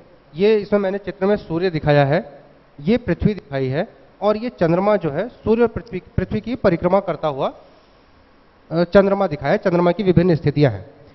जिस समय चंद्रमा सूर्य और पृथ्वी के ठीक बीच में होता है, यानी सूर्य और चंद्रमा जो हैं एक ही स्थान पर होते हैं, उस समय चंद्रमा के प्रकाश में हमें सूर्य के प्रकाश में चंद्रमा दिखाई नहीं देता। इसको कहते हैं अमावस्या की तिथि।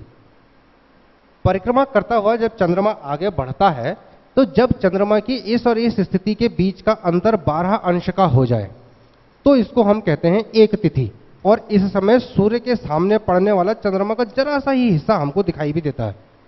जैसे जैसे चंद्रमा इधर को बढ़ता चला जाता है, इसका ज्यादा हिस्सा दिखाई हमको देता रहता है। यहां पर चंद्रमा 12 डिग्री 24 डिग्री बढ़ते बढ़ते जब ये चंद्रमा बिल्कुल यहां पहुंच जाएगा, पृथ्वी से, चंद्रमा सूर्य से बिल्कुल दूर, उस समय यहां ये पूरा चंद्रमा हमको दिखाई देगा और ये पूर्णिमा की तिथि कहलाएगी। इधर वाला हिस्सा शुक्ल पक्ष कहलाता है। जैसे चंद्रमा सूर्य से दूर जाता है, दूर होता रहता है, चंद्रमा पूर्णता को प्राप्त करता है और पूर्णिमा के बाद यहां से फिर चंद्रमा उसी हिसाब से उसी क्रम में घटना शुरू हो जाता है। एक खास बात यह है कि ज्योतिष की, पंचांग की जितनी भी बातें हैं ये आपको आसमान में दिखाई देती हैं। चंद्रमा को देख करके आप ये बता सकते हैं कि ये शुक्ल पक्ष का चंद्रमा है कि कृष्ण पक्ष का चंद्रमा है। अगर बाईं तरफ से उजला पक्ष दिख रहा है और दायां तरफ का अंधकार में है तो समझ लीजिए ये शुक्ल पक्ष है, क्योंकि प्रकाश यूं बढ़ता जा रहा है। और अगर बाईं तरफ से काला दिख रहा है चंद्रमा और दाईं तरफ को उजला दिख रहा है तो वो समझ लीजिए वो कृष्ण पक्ष का चंद्रमा है, घटती कला का चंद्रमा। कैसे करके समझते हैं इसको कि जब सूर्य, चंद्रमा जो है सूर्य से दूर जा रहा है तो शुक्ल पक्ष में चंद्रमा का वो हिस्सा जो सूर्य की तरफ होता है हमेशा वही चमकता है। वही चमकता जो है। सूर्य से पीछे की तरफ है उस हिस्से में सूर्य का प्रकाश नहीं पहुंचता, इसलिए वो हिस्सा चमकता भी नहीं। तो जब चंद्रमा इधर की तरफ को आ रहा है, यानी सूर्य की तरफ का हिस्सा, सूर्य से दूर जा रहा है चंद्रमा हमारा, तो सूर्य का जो जो चंद्रमा का हिस्सा, बाईं तरफ वाला हिस्सा जब प्रकाशित हो रहा हो आसमान में सूर्य की तरफ वाला, तो हमें यह समझ में आता है कि यह शुक्ल पक्ष है। और जब सूर्य का चंद्रमा का पूर्व की दिशा की तरफ का हिस्सा प्रकाशित हो रहा हो, ऐसे करके समझ के देखिए, जैसे ये सूर्य है, चंद्रमा इधर है और चंद्रमा यहां से इधर को चला गया, पीछे पीछे को जा रहा है, तो सूर्य की तरफ वाला हिस्सा, सूर्य इस दिशा में चल रहा है, तो चंद्रमा का पश्चिम दिशा की तरफ वाला हिस्सा जो है वो जिस समय प्रकाशित हो रहा हो, ये हमारा चंद्रमा है। और इधर को पश्चिम दिशा है और ये पूर्व दिशा है, चंद्रमा पूर्व से उदय हुआ और पश्चिम की तरफ को जा रहा है। जब चंद्रमा का पश्चिम की दिशा की तरफ का हिस्सा चमक रहा होता है तो यह शुक्ल पक्ष की निशानी होती है। हम आसमान में देखकर यह बता सकते हैं, उसके लिए हमें पंचांग की जरूरत नहीं है। जब हम पंचांग, अनुभवी आदमी चंद्रमा को देख करके, पंचांग की बात छोड़िए, आसमान में देख के ही बता देगा आज कौन सी तिथि है। ये सिर्फ पूरे कार्यक्रम का उद्देश्य ही यही है कि पंचांग आपको इतनी अच्छी तरह से समझ में आ जाए कि कागज देख करके नहीं, बाहर निकल के आसमान में ऊपर देख करके आप ये बोलें कि हाँ इस समय ये ऋतु है, ये महीना चल रहा है, शुक्ल पक्ष है, ये तिथि है। आप आसमान में देख करके ये बता सके कि हाँ आजकल ये बृहस्पति है और ये बृहस्पति इस राशि में दिख रहा है। यही पंचांग की अल्टीमेट उपयोगिता और अल्टीमेट रिजल्ट भी यही है। इसी प्रकार जब चंद्रमा में पूर्व दिशा की तरफ का हिस्सा चमक रहा हो तो ये कृष्ण पक्ष की स्थिति होती है। तब हमें यह पता चलता है कि चंद्रमा जो है इस समय कृष्ण पक्ष में है, घटते हुए क्रम में है। ठीक इसी प्रकार जो सौर दिन और नक्षत्र दिन है, इसमें मैं थोड़ा सा आपको एक चीज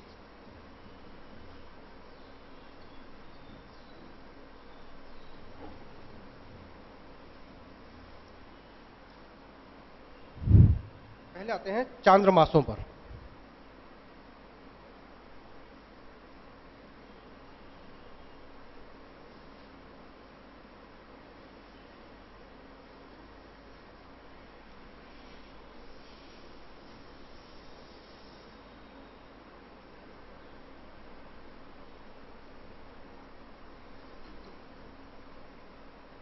ये जो मैंने सबसे बाहर इसमें बनाया है, ये नक्षत्र मंडल जहां हमें तारे दिखाई देते हैं। इस चीज को थोड़ा सा समझ के देखिएगा, मैं आपको इसको उसमें दिखाता हूं, प्रेजेंटेशन में भी है मेरे पास।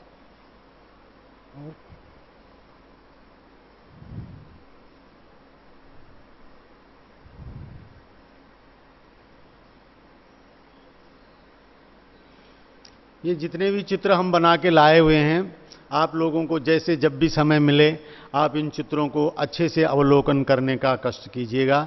एक चित्र बाहर लगाया हुआ है और ये हम चाहते हैं कि क्योंकि इनके संज्ञान से आपकी जो खगोलीय जानकारी है इसको बहुत अच्छा बल मिलेगा। उदाहरण के लिए ये जो चित्र है, ये सामने बहुत महत्वपूर्ण चित्र है।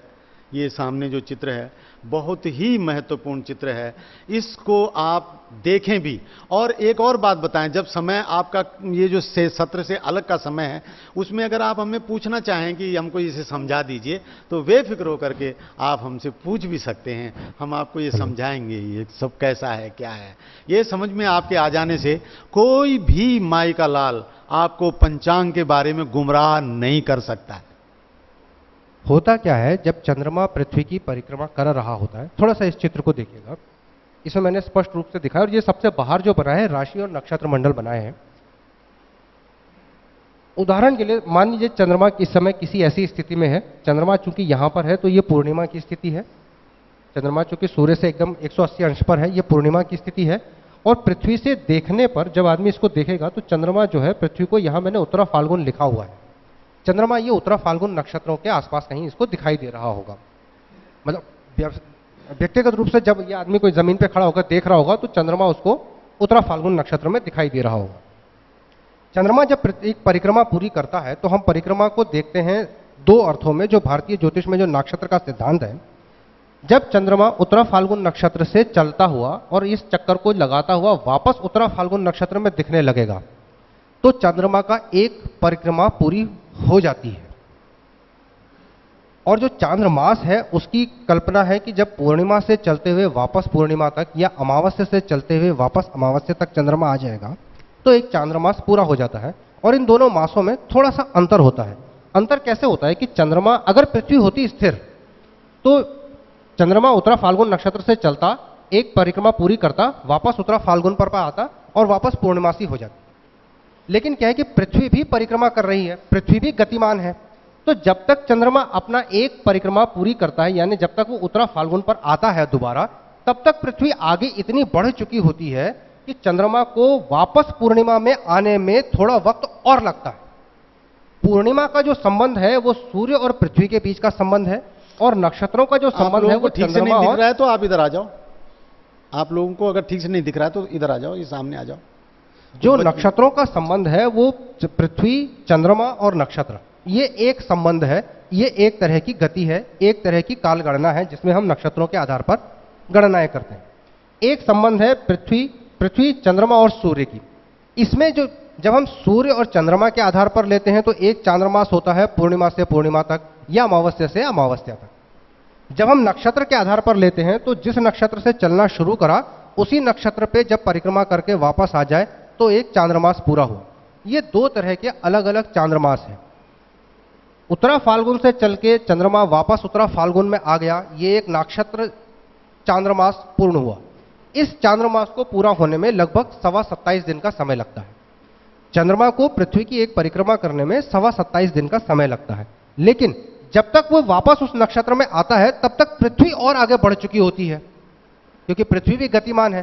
तो चंद्रमा को उस पूर्णिमा से वापस दूसरी पूर्णिमा में आने में पूर्व नक्षत्र के बाद भी 2.25 दिन का समय और लगता है। ये जो पूर्णिमा से पूर्णिमा तक आने वाला चांद्रमास है, इसको ही हम व्यवहारिक रूप में जिसको हम चांद्रमास कहते हैं वो यही है जो पूर्णिमा से पूर्णिमा या अमावस्या से अमावस्या तक का होता है। ये तकरीबन 28.5 साढ़े 29 दिन का होता है। और ये जो नक्षत्र चांद्रमास है इसकी मतलब गणितीय उपयोगिता जरूर है, लेकिन ये व्यवहार में कहीं प्रयोग में आता नहीं, ये व्यवहार में प्रयोग में नहीं आता। ठीक इसी प्रकार नक्षत्र दिन और सौर दिन जो अभी बताए गए आपको, वो भी इसी तरीके से होते हैं और उनमें भी थोड़ा सा समझने की आवश्यकता है। ये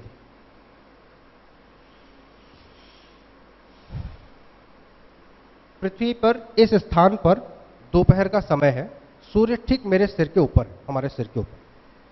पृथ्वी की एक दिन को हम जब नापते हैं तो हम यही नापेंगे, पृथ्वी ने एक चक्कर लगाया और मेरे ठीक सिर के ऊपर सूर्य है, 24 घंटे बाद ठीक मेरे सिर के ऊपर सूर्य आ गया, यानी कि एक दिन पूरा हो गया। ये जो घटना होती है जिसको हम सावन दिन कहते हैं, सावन दिन, सिविल डे, सूर्योदय से सूर्योदय तक, या मेरे सिर के ऊपर खमध्य पे सूर्य है और वापस खमध्य पर आ गया। लेकिन पृथ्वी स्वयं में भी गतिमान है। अगर ऐसी ही होती, पृथ्वी सिर्फ स्थिर होती और खाली घूम रही होती तो ये एक स्थिर काल होता। होता यह है कि जब तक पृथ्वी अपना एक चक्कर पूरा करती है तब तक पृथ्वी अपने परिक्रमा पथ पर थोड़ा आगे बढ़ चुकी होती है। जब पृथ्वी का एक चक्कर पूरा होता है तो ये तो यहां पर आ गया, यहीं से चली थी पृथ्वी, वापस खमध्य पर आ गया। लेकिन अब सूर्य खमध्य पर नहीं है क्योंकि पृथ्वी आगे बढ़ गई है। सूर्य को ठीक मेरे सिर के ऊपर आने में थोड़ा समय और लगता है, तो पृथ्वी की स्थिति दोपहर होने में इतनी और बढ़ती है। ये जो फर्क है करीब 3 मिनट 56 सेकंड का अंतर होता है। आज अगर मुझे कोई तारा अपने सिर के ऊपर दिखाई दे रहा है इस वक्त, तो 24 घंटे बाद नहीं, वो 24 घंटे से 3 मिनट 56 सेकंड पहले ही मुझे मेरे सिर के ऊपर दिखाई दे जाएगा। हर दिन जो नक्षत्र दिन है और सावन दिन के मुकाबले ये 3 मिनट 56 सेकंड थोड़ा छोटा होता है। पृथ्वी को अपनी परिक्रमा करने में तो 23 घंटे 56 मिनट ही लगते हैं, लेकिन दोपहर से दोपहर आने में 3 मिनट 56 सेकंड का समय और लगता है, इसलिए वो सावन दिन हमारा 24 घंटे का होता है।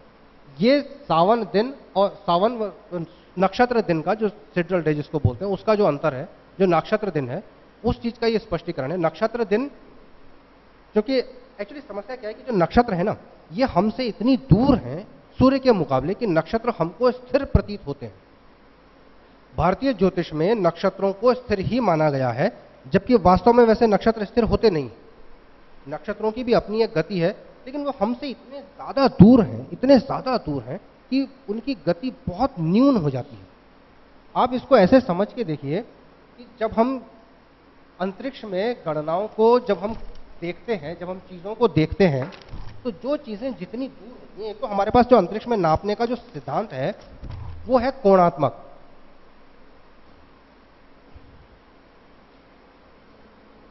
ये एक कोण है।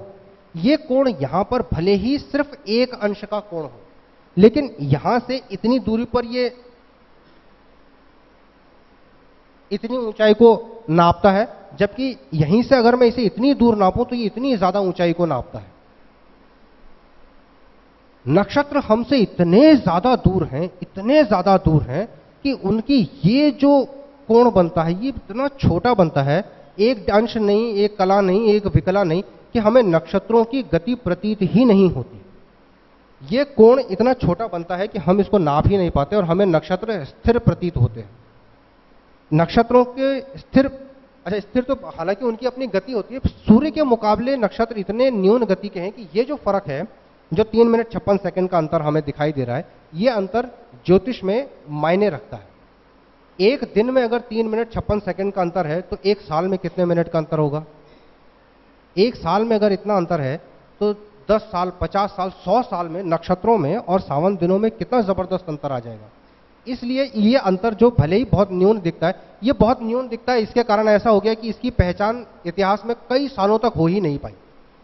हर इतिहास में हमारे ग्रंथों में ये तो अभिलिखित है कि इतने सालों बाद कोई घटना इस नक्षत्र में होती थी, अब ये घटना इस नक्षत्र में होने लगी है। लेकिन ये घटना होती किस कारण है, इस संबंध में जानने में हमें बहुत समय लग गया, क्योंकि ये अंतर बहुत कम है। एक औसत मनुष्य को अपनी आयु में इस अंतर का पता नहीं चलता। 100-500 साल के रिकॉर्ड्स जब हम देखते हैं तब हमें पता चलता है कि हाँ, लोगों को इस बात का पता था कि ये नक्षत्रों में और सावन दिनों में ये अंतर आया है। तो ये दो चीज़ें थी, एक चांद्रमास और उससे संबंधित, और चांद्रमास, नक्षत्र चांद्रमास जो तकरीबन 27 दिन का होता है, 27.5 दिन का, और एक चांद्रमास जो पूर्णिमा से पूर्णिमा तक का है, जो 28-29 दिन का होता है। और नक्षत्र दिवस और सावन दिवस जो 24 घंटे का होता है, और जो नक्षत्र दिवस है इससे 3 मिनट 56 सेकंड छोटा होता है। नक्षत्र दिवस से ही नक्षत्र वर्ष और सावन दिवस से ही सावन वर्ष, 360 दिनों के हिसाब से। कैलेंडर की एक मूलभूत समस्या है कि प्रकृति में जितनी भी घटनाएं हैं ये पूर्णांकों में घटित नहीं होती। अगर एक वर्ष है तो वो 365 दिन का ही होता हो ऐसा नहीं है, या 365 दिन, 6 घंटे 48 मिनट 20 सेकंड।